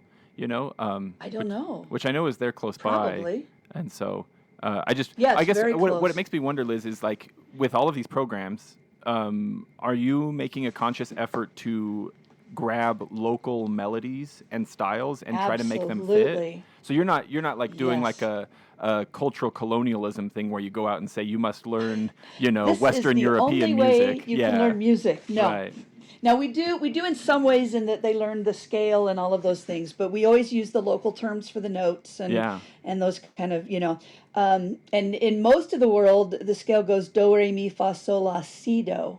I think it's Right. only America that says ti do. So we do that, or we say it in their language. Anyway, I was going to tell you something about this. Yeah, Oh, sorry, yes, I threw you okay. off there. So no, it's totally okay. So one of the things that happens in a genocide is that they try to wipe out the cultural music as well. And in Kosovo, there'd been one man who'd made it his life mission to collect the Kosovar folk music. And he was killed, and all of his music was burned. So this whole library that the country had was destroyed. So once I got enough volunteers, I sent them out with tape recorders, and I said, I want you to go talk to your grandmothers and anyone you can, and I want you to record these songs. Yeah. And because they didn't know the songs. There hadn't been Right. time to teach their kids these folk songs. So we started bringing those songs back in. Well, then we started bringing those songs to the other countries. And then we did the same thing in Uganda. And we learned this one song that we really, really loved. And so we taught it in Kosovo, but the rhythm was really hard. So the kids in Kosovo couldn't sing it the same way that the Ugandan kids sang it. So I had to add a guitar part and drums to be able to make it work, and some percussion to give it a rhythm that the kids in Kosovo could play. So they played it, and then the next time we went back to Uganda, we took the recording back to the kids in Uganda. Oh, yeah. And they said, wow, we love it that way. We want to Yeah. play it that way now. So then I started feeling bad. I'm like, oh no, I hope we're not going to mess up their local music. Yeah. But of course, the majority of penny whistle music comes out of the Celtic tradition. So everyone, when they get good on penny whistle, they want to play Tim Finnegan's Wake and all of those fun songs. But we also write out the local folk songs as well. And so we have Bangladeshi songs, Ugandan songs. We have even Mari songs and a lot of Kosovar songs. So it's really fun because they love learning each other's songs. They love that. Yeah, that's really cool. The kind of an interchange between interchange, is that the right word? An exchange of melodies between these groups of kids and stuff. That's awesome. Well, and they all know about each other, and so it's really fun. There's a Kosovar song that is everyone's favorite song on the penny whistle, and so it's just really fun. Yeah. I really love that. Yeah, that's really cool. Yeah, and so a lot of what we do, a lot of the intention of what we do is to try to bring back as much folk music as we can. Well, Um, I love the idea. Like, I really love old collections of tunes. Like, especially where, like, I mean, I'm only familiar with like Western Europe and the Appalachian Mountains, basically, right? Where like uh-huh. a musically inclined person will go out and gather recordings and try to transcribe what they hear to preserve the folk Yes. tradition. Is there any kind of like piece through music songbook in the works that like someday we could have like here's the section from each country and like here are these melodies as transcribed to work on penny whistle or harmonica? Do you know there's been a book in works for 23 years? Yeah. But no, it is absolutely in the works, and I write all the books that we use in our program on penny whistle, harmonica, ukulele books. Yeah. Um, but I can't publish them because they contain some songs that still have a copyright on Oh, them. sure, yeah. And so that's why. And so one of these days, it is on my list, absolutely, to publish a book with these songs because I think it would be great for everyone, and I would love to use it to raise money for the Oh, yeah, I foundation. would buy a copy Um, right away, Liz. I mean, it sounds awesome. I'd be yeah. very interested in that. So so we are going to do it at some point. The goal right now. I'm getting old. 61, and so the goal is to find um, another me or a few other me's to do the majority of the travel where you live in a country for 3 months and have Oh, me yeah. become because right now I'm the executive director and the international program director, Yeah. but we really need someone else to become the international program director so I can focus on the foundation, And maybe and maybe building also up. stay in a place where you can breathe properly for a little longer at a time, huh? Yeah, as I'm getting older, it's getting more important, I have to Yeah. say. Yeah, and so that's probably when it's going to happen. Yeah. I'd like to think it's going to happen sooner than that, but probably not. So I've given myself till I'm 65 to find someone. I'm really hoping that we find someone before that, so I can, I mean, I'll work with them, whoever they are, because I'm going to do this till I die. But I'd like to find someone and start training them. But Yeah. it's hard to find people that are willing to work for free for a little while and then work for not very much when they do get paid Right. um, and care about this. Yeah. So anyway, Well, and I'm hoping. I keep hoping. I don't want to cut you off from telling us about more places where you've taken the program, but it feels like a very natural spot for me to ask you, what can people do to help? I'm looking at your website right now, so I know that I've seen that like you can make one-time donations or even monthly donations, and you describe on the website Yes. like $5 a month pays for an instrument, sheet music, classroom supplies, and instruction for a child, essentially is what it covers, right? Right. And things like Yeah. that. I know you have an Amazon wish list where people can purchase products for your teacher Yes. kits. Yes. What else? What else? I guess there are time options too. You need people to help with like what, social media, that kind of stuff. I'm talking instead of Yes. letting you talk. You tell me, Liz, No, no, what you that's need. great. That's great. You're exactly right on. So the biggest thing that we need, there's two things that we really need. One is we need exposure. No one knows about Peace Through Music International, and that's because because I'm the executive director and I'm not a very good executive director. I spend all my energy and my time teaching the kids, right? And Sure, yeah. even when I'm in America now, I'm spending all my time, On Zoom trying to classes and teach them stuff. online and Yeah. be in touch with them and stuff. And so I have not been able to do the job that we need. We need a PR person. We need people that want to try to get the word out. Yeah. Hold local fundraisers, even if you don't raise much money, just to tell people about us. Yeah. We need social media help.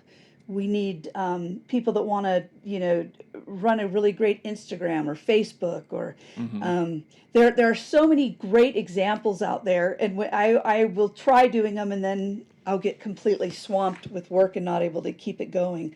Yeah, I see But here on we on your always need. website you have a list for people who need to volunteer or how to volunteer your time, and I see you have grant writers listed there. And I do know that amongst Oh, pipe yes. bands, most pipe bands are nonprofit organizations, so most of us have at least somebody in the band who's at least kind of written a grant before. So we maybe have That we maybe have a pool of people here. That would be amazing because, that's been the hardest thing for us because I think I keep saying the hardest thing. But anyway, There are a lot it's of the hardest hardest thing I can things, think of yeah. right now. Yeah. There's a lot of hardest things. Yeah. And getting grants has been really hard for us because when people hear that we're a music program, they think, well, we need music in America, in our schools. What they don't realize is that we're the only thing that these kids have. And that's why we changed our name to Peace Through Music International, because our goal is helping these kids to become peacemakers, right? Yes. And music is the way that we do it, but it's really hard to find grants that we qualify for. Mm-hmm. So even more than grant writers, we need grant researchers. To find them. To find them, because we spend hours and hours trying to find grants we qualify for, and after spending 2 weeks working on something, we find out that for some reason we don't qualify. Or so that's our biggest need. If anyone would want to do that, also if anyone sews, we make our own teacher bags. And we buy the material because it needs to be sort of waterproof and super lightweight, because I have to carry them in suitcases. So we have a woman she used to make all of them for us, and now she directs others in how to make them. She's made a really great video on how to make them, and she'll mail you the material. So all you have to do is the sewing. But it's complex. You have to be good at sewing. But we really need people that want to do that for us. We need a lot of help. And what's great is that every time somebody helps us, they make us better. You know? We're all about volunteers. That's who we are. And I think probably with most charities, really like the easiest, maybe best way to help is often cash, just because then the charity could use the cash as they need it. I'd imagine, like, I'm looking around at my own whistles, like, okay, I probably won't mail you my used whistles, but I could send money to you to purchase some new whistles. That would be better, right? Yes, and the reason for that is because, first of all, we don't ever give the kids used things. You're right, yeah. Because if they're only going to get one nice thing until they're nice, like 25, I'm going to make it nice. Yeah.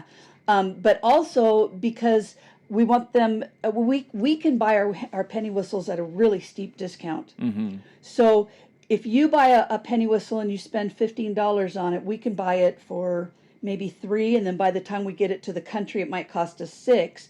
But if you mail one to me, then I'm still going to have to pay to get it to the country. Right. And so it doesn't do us any good. Whereas I can purchase 100 penny whistles for not very much money. Right. And like I said, they're good quality.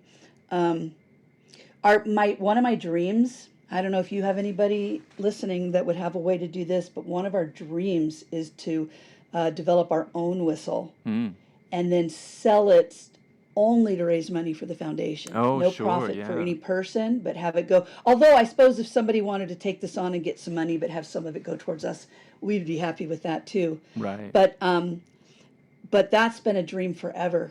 Have one that has our cool logo on it or something, and people can buy a tin whistle and have that be. How cool would that be? Yeah, right? I'm just spitballing, but I could imagine even like an established manufacturer just doing like a Peace Through Music edition, right? That like has the logo on it, and it's like, all right, the profits from this whistle or a portion of them goes to the charity. So then somebody like me who has instrument acquisition disease and I can't help buying more instruments all the time would be able to go, oh, well, if I'm going to buy a whistle anyway, I'll buy that one and do some good at the same time. Exactly. That's what we really want. And I had not even thought about contacting the manufacturers who are already making them. That is such a great idea. Hey, I'm going to look do that. at me coming up with that ideas. That is such a great idea. I know. Thank you for that. And if anyone listening has a connection to help with this too, that would be awesome. So that's the thing. So I'll make sure that there's a link to your website in the show notes. But it's just peacethroughmusicinternational.org. And there is a drop down there. I'm looking at it right now that says get involved. And there you've got ways to give, practicing for peace. Oh, that's a fun program. Is that kind of like, that looks like it's kind of like when you ask for donations per mile when you're going to do like a walkathon or something? Exactly. It's exactly the same thing. That's it's like cool a walkathon, idea. but for music. And it's really great because, you get pledges, 5 cents a minute or a penny a minute or whatever, $1 an hour. And then you spend a whole month practicing, and part of the kit is the calendar where you write your stuff down, right? And then you collect the donations, and all of that goes to buy instruments. I love this idea for pipe bands. Like, we want our pipers and drummers to practice anyway, so what a great program to motivate us to practice as well. Well, and I was a horrible practicer as a kid. Aren't we I all? was exactly. And but if I had known that practicing hard for 1 month would get instruments to a kid in another country, I would have totally done that. I like And this then idea. hopefully by the end of the month, I would like practicing enough that I'd keep You going, keep doing it, yeah. Yeah. In the So it's a competitive great thing for teachers. in our competitive pipe band community, we kind of have an on season and an off season. And often our difficulty is keeping ourselves motivated to keep practicing through the kind of November through March months. And so I'm just imagining like, well, how about if all pipe bands in the entire world just do this program my in goodness. December, and let's see what the heck we can do with that, huh? That would be so Wouldn't that be amazing. cool? Wow. What else That do you would have be on this so involved amazing. thing? There's the Amazon wish list. Oh, what about the college clubs? Is that a thing that happens very often? Well, we used to have college clubs. We haven't since before COVID, but we used to. I used to speak at a lot of universities, and I still would love to do that, but it all stopped during COVID. Gotcha. I'd like go in and speak to either like all the music education majors or all the music majors or the psychology majors or the education majors or just the university. Yeah. And so I would go and speak, and then the kids would decide to start a club at the school. And that was really neat. And we'd love to see that happen again, because we actually even had like a student board of kids from different universities that would meet together to talk about things that they could do to help the programs. Gotcha. We even had some groups from universities that came to Kosovo to do like through their university, and that was really a neat thing. Yeah, and I see it looks like there are even a few local programs here in the U.S., in Utah and Arizona, which is where you and I are, where I guess these are for Yes. refugees, huh? When refugees come in to help them in Yes. groups. I see. And our Utah program is just wrapping up now, but our Arizona program started during COVID. I had to be home, of course, and I got a call that we were bringing all these Afghan refugees into the U.S. And would I bring my music program to them? And I said, yes, absolutely. So I started. It was fantastic because I got to do this the whole time during COVID. And so now we know this Afghan refugee community, and through that we've gotten to know other refugee communities. So we teach ukulele for that. Gotcha. Well, this is super cool, Liz. I don't mean at all to cut you off, so still feel free to talk No. some more after, but I'm just saying, Oh, like, I'll have wait, links. I have another idea. Yeah, tell me. I have another idea. Any idea, too. absolutely. If someone wanted to, somebody in whatever country that they're in, if they wanted to start a program, like if somebody in America lives in a place and they know that there are refugees there, and they would like to start a music program for the refugees, I'll teach you how to teach, and we'll give you the instruments. We'll give you anything you need. You just have to make the contacts yourself, and find the group that you're going to teach, that kind of thing. Am I right in thinking that, like, I'm looking at the Utah program description right now, it looks like it would function kind of in a similar way where, like, an adult like me, for example, would work like a coordinator and then would maybe try to recruit teenagers to be instructors and kind of run the program that way and invite the refugee families to come, maybe find a school or a library that could give us a room, that kind of thing. Exactly. And you don't have to have teenagers, but of course, as we said before, teenagers are cool.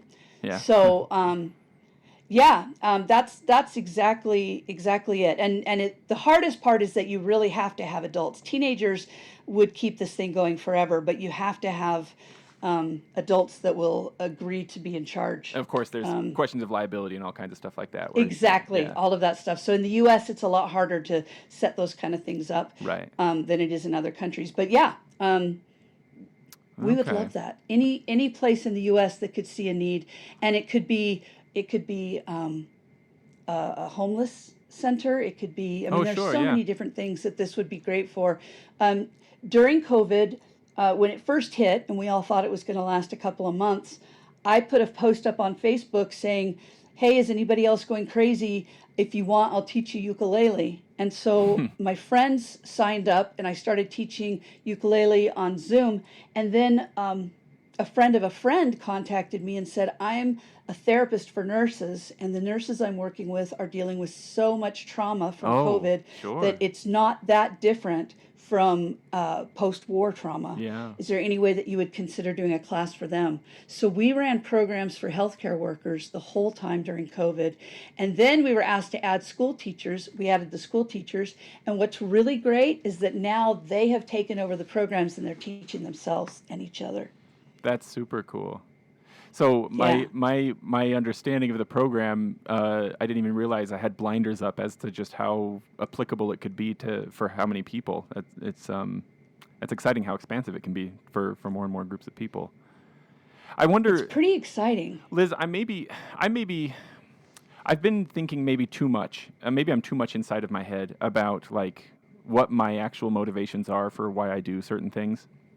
I've maybe been navel gazing a little too much about it, but just like why do I seem to like turn everything into being about me? I'm not sure why, but like to some degree, I can't help thinking about this as we've been talking about how like I don't mind saying out loud that I go through bouts of depression, which like it's a funny thing, it's a weird thing that especially on the tails of having talked about how difficult some people's lives are, just you and I talking about that in the Yeah. last few minutes, that I can never feel so down, but it's also real, Oh, it's so not I want, relative. yeah, It's real. it's a real thing. And like, I feel like I don't know what this is that like, like for me in within the realm of my own personal experience, like there's not a hole deeper than the one that I seem to carry around in my own heart and head that I can climb into sometimes, and it's real hard to get out of. It just makes even lifting my arms difficult. Just everything Yeah. is so hard. But there's something here where even just hearing your story, even just imagining. I don't want it to, maybe it is this. This is what I mean about being maybe too much in my head about it. I don't want the case to be, though maybe it is this case, that being aware of other people's suffering somehow makes me not worry so much about my own. Because that sounds kind of like, oh, well, at least I'm I not as know what bad you're off as saying. so-and-so. That's not Right. very noble. That's not what I want it to be. Maybe that is it. But Yeah. there's something about like, it makes it so I can't think about myself anymore. Like my mind is so much occupied in other people that it feels almost like that pulls me out of that hole, Like, so I guess what I'm Well, and getting at, I Liz, is, actually think that that's why our program for the teenagers work. mm, I mean, you never think about yourself more than when you're a teenager. That's when you're figuring yeah, out what it's kind of true. person you're Yeah. going to be. Yeah. And these teenagers use all of their spare time. I mean, all of their spare time practicing and learning to teach and teaching these kids. Focused on And the it kids, on other changes their people. whole life. Yeah. Yeah. Um, I don't want to ever make light of depression, because I think this world's a hard world to live in, and if you want to know what's going on in the world, it's even harder. Yeah. Um, and for me, it's been a fight my whole time since doing this. Matter of fact, about 3 years in, I got to where I couldn't even say the word Kosovo without crying. I'm sure. And Yeah. I was home for one of my 3-month things, and I saw a friend at church, and she said, "How's it going?" And of course, I had to talk about Kosovo. I start crying, and she said, "You're brimming." And she's a therapist. I said, "What's that?" She said, "Even when you're not crying, you've got tears right there, behind Just your ready eyes." to go. Yeah. Uh-huh. And she said, "You probably don't sleep, do you?" And I said, "No." And she said, "Because every night you're trying to rewrite your history and make things better than it was." Because when I was in the country, I was able to stay super busy, but then I'd come back to America and have electricity and safe water and things, and I would feel horrible. Oh, is that like But a mini then, version of that thing where like now you're safe, the emotional side of it or the psychological yeah, side of what you're going through? Then, absolutely, absolutely. But I'd also always told myself, you can't show this emotion in front of the people. When they're telling you how bad their life is, the last thing they need is for you to break down in tears and feel sorry for them. That is not at that time, not when they're still trying to live through it. yeah, You want to be helping them, not having them try to comfort you because you feel bad about what they're going through. yeah, But it got to the point where that third or fourth year, I started crying in Kosovo. Luckily, it wasn't in front of refugees. It was just because somebody did something really nice to me, and I started crying. yeah. So then I went home and was talking to this friend, and she said, "You need to go see somebody and do something about this, because are not going to be able to continue this work if you don't. It won't be So I went to my sustainable. doctor. Yeah, I got on, what do I take? I take Prozac. And honestly, I went to Uganda just a few years later. I could not have gone to Uganda if I had not already been on Prozac, because this stuff is just really hard to deal with. And you can't do this work without loving the people. And you can't love the people without hurting. Yeah, And that would come so from loving them, yeah. I'm a big fan of seeing your doctor if you need something, and how it helps. It doesn't cut off your emotions. I still feel it and all of those things, and I still have to fight getting depressed sometimes when I'm just feel like I can't do something that I know needs to be done to help people. Yeah. But being busy is what has made the biggest difference in my life. When I was living in LA writing music full time, I got to the point where I couldn't watch the news because it was so upsetting. This was in the 90s, and things weren't nearly as bad as they are now. Yeah. And if I watched the news, I couldn't write. There was nothing in me that could write music, so I had to stop watching the news. But then I started doing this, and now I love the news. I can read the news. I can watch the news. Don't really like watching it, but I love reading it, listening to NPR, because I feel like I'm a player now.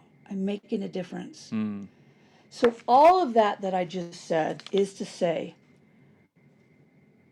I think that with depression, if you need meds, you should get meds, because I think that can make a huge difference. Yeah. And then I also think that doing something that you know is making a difference can absolutely change your life. And I also believe that all of us want that. Yeah. I think that there's a part of all of us that want to do that, and it's a matter of finding what the right thing is for you. For me, it's going to other countries and do this stuff. Thank heavens for our lawyer, it's staying in America and being a lawyer for free for our organization. Yeah. Same right. thing for our accountants, like everyone can do things. Every neighborhood needs help. Every child needs help. So people can get involved with us and help us, and that's the only reason that we're still here. It's because of all the amazing people that help us. But you can also do other things. So I don't know if that answers your question. No, it does. But we would love for you to get involved with us. We would love it. Oh, and I The first time we got your Liz. first email, I know. The first time we got your email, we were like, "Oh my gosh, this guy is so great!" There we go. That's the boost I'm looking for. Well, but that's the thing, Oh, Liz. my Is like goodness. that's where I question like my motivation for doing something, because like I can't help but, as I'm listening to you talk and just thinking about things that could be done, I can't help having this part of my brain that's going, this could be good for me, right? This, I can see how this will be useful to me to stay, to pull myself out of that hole when I fall down inside of it. You know what I mean? It's like, and then it's like, now Okay, wait so a let minute. me- What's my motivation? Am I here to help kids, or am I just here to medicate myself? You know what I mean? Okay, but listen to this. The helping will always be harder than you think it's going to be. And if you're doing it for the wrong reasons, and we have had volunteers that have done stuff for the wrong reasons, you always quit. Whenever anybody comes in and wants to do it, not really for the right reasons, but because it'll help them professionally or whatever. Not that that's a bad thing. We could use help from everybody. Yeah, doing good is doing good, right? So take it all. Yeah, exactly. Yeah. Yeah, but they don't last. Yeah. So it's going to be harder than maybe it's worth it. Does that make sense? Yeah, I think that makes sense. Yeah. Yeah, it's going to hurt. Like if you really get involved, it's a big deal. Like on the level that I think you want to get involved. And I think, like for me, it's totally worth it. Like my life is amazing. It's ever since I started doing this, my life has been amazing. I absolutely love my life, and I wouldn't trade it for anything. But it's been really hard. Yeah. It's been really hard. And if I was doing it for any other reason, there's no way I would have stuck it Wouldn't out. have made it this far, right? Yeah, Well, and of course, but I if don't think any it's of a us- bad thing to want to do it because it'll make you feel better. Do you know what I mean? Because that's Sure. just what happens. Yeah. It's just a natural consequence. And Like doing something bad makes you feel bad. Right, and doing something good will make you feel good, right? Yeah. But it does seem like if somebody like me wants to try helping, and if we have to eventually fall back to, I don't know, just making a monthly donation of $5, like we could do that, and it still makes a pretty big And we'll impact for still be good. so So grateful for that yeah, $5. Absolutely. right. And you know what? We also have people that have different times in their lives. And like, so for a couple of years, they could do all kinds of PR for us and stuff. And then, well, actually, we've never had anybody that could really do that, but they can do something for us Hypothetically, for a yeah, couple of years. Yeah. And then their life changes and they can't, yeah, but they still donate, yeah. So everything helps. Every single thing helps. Every $5 a month helps. Or one-time donation or anything somebody can do, right? Yeah, I every guess. prayer. We had a girl who held a yard sale in our early years. Mm, She held a 2-day yard sale, and she raised enough money in that 2-day yard sale to buy all of our instruments for that year. wow, that's She was a amazing. teenager. Yeah, she was 15. Now, She Liz, went around to a bunch of people, gathered stuff, and then held this yard sale and bought all of our instruments for a year. yeah, that's an amazing thing for a 15-year-old kid to do. I mean, for anybody to do, Hmm. but that's amazing. Yeah, The at a yard sale. I saw was it just today or yesterday that an eBay what do you call it, auction started to raise Auction. funds. Yes. So Yes. that's specifically for the Ukrainian program, right? Yes, Do you want to that's maybe right. tell me about that kind of, because that feels like that must be kind of the immediate or new need, and so do you want to maybe That tell us a is. little bit That's about the that?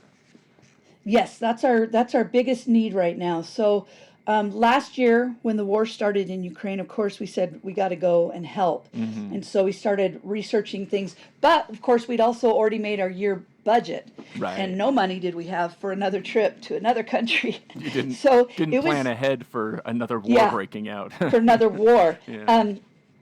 But we were able to do it, and I went. And, excuse me, Yeah.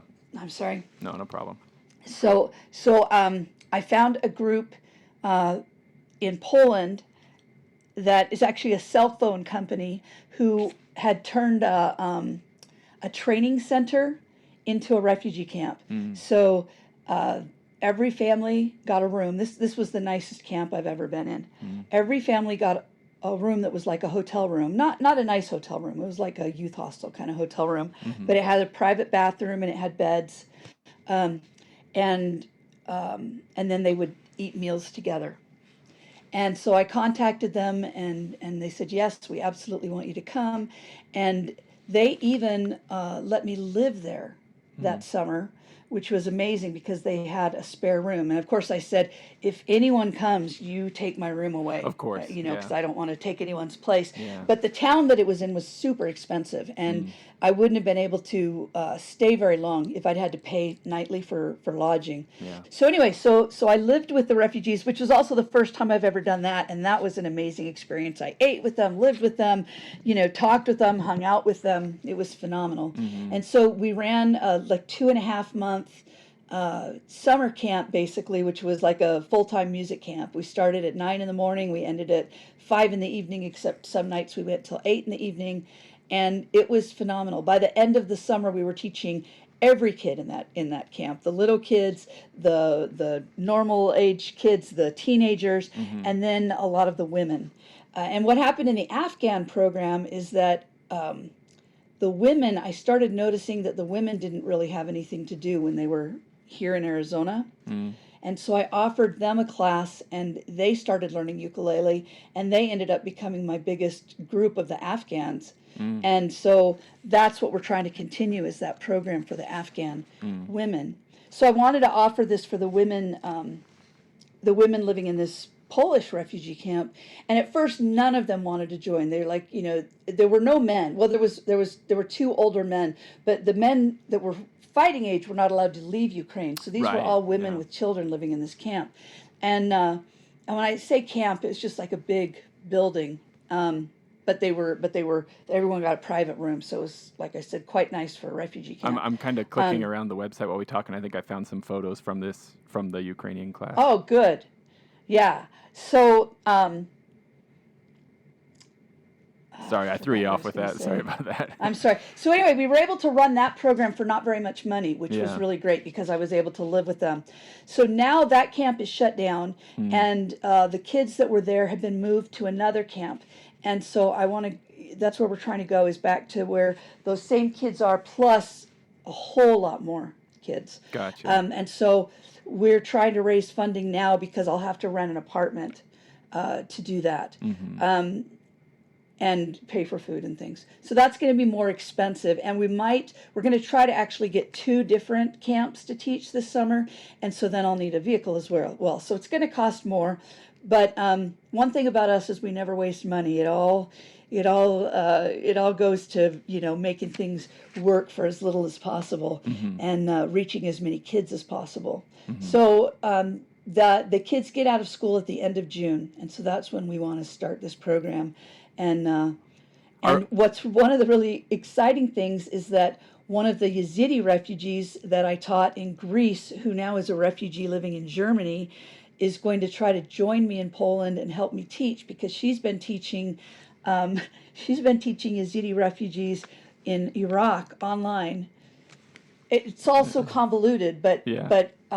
we were able to get these refugees in Iraq ukuleles, Yeah. and so this refugee in Germany is Yeah. able to teach them every week online. And so now she's going to try to come to Poland and teach side To by side Poland with to me teach this the summer. Ukrainian kids, huh? Yeah. I mean, that is So it's convoluted, so but it's exciting. really cool. It's convoluted in the coolest possible way. This again, Exactly. this exchange of people from different places with different music and online. That's awesome when that's an option, of course. But then to travel and do it in person as well, and that's super cool. Well, and there's also a difference between. So, first time I went to Uganda, I went with Burham, who'd been through the war in Kosovo. So we met with this woman who was going to help us get a program going, and she told us her story. And like always, I just said, oh, I'm so sorry, and whatever you say in that kind of situation. But Burham said, "Oh, that happened to me and my family too, and this and this and this," and it was a completely different conversation. Yeah, that's different. Because he had been through it. Yeah. So having someone who's actually been through a war, helping somebody who's been through a war, is just such a different experience. And so I'm really excited about that. Gotcha. Yeah.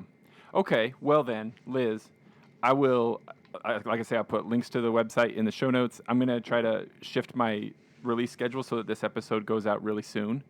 Then great. if anybody who hears it is interested in getting involved, hop on the website. And if you have other questions, like the podcast's contact info is listed there. It's all over the place all the time.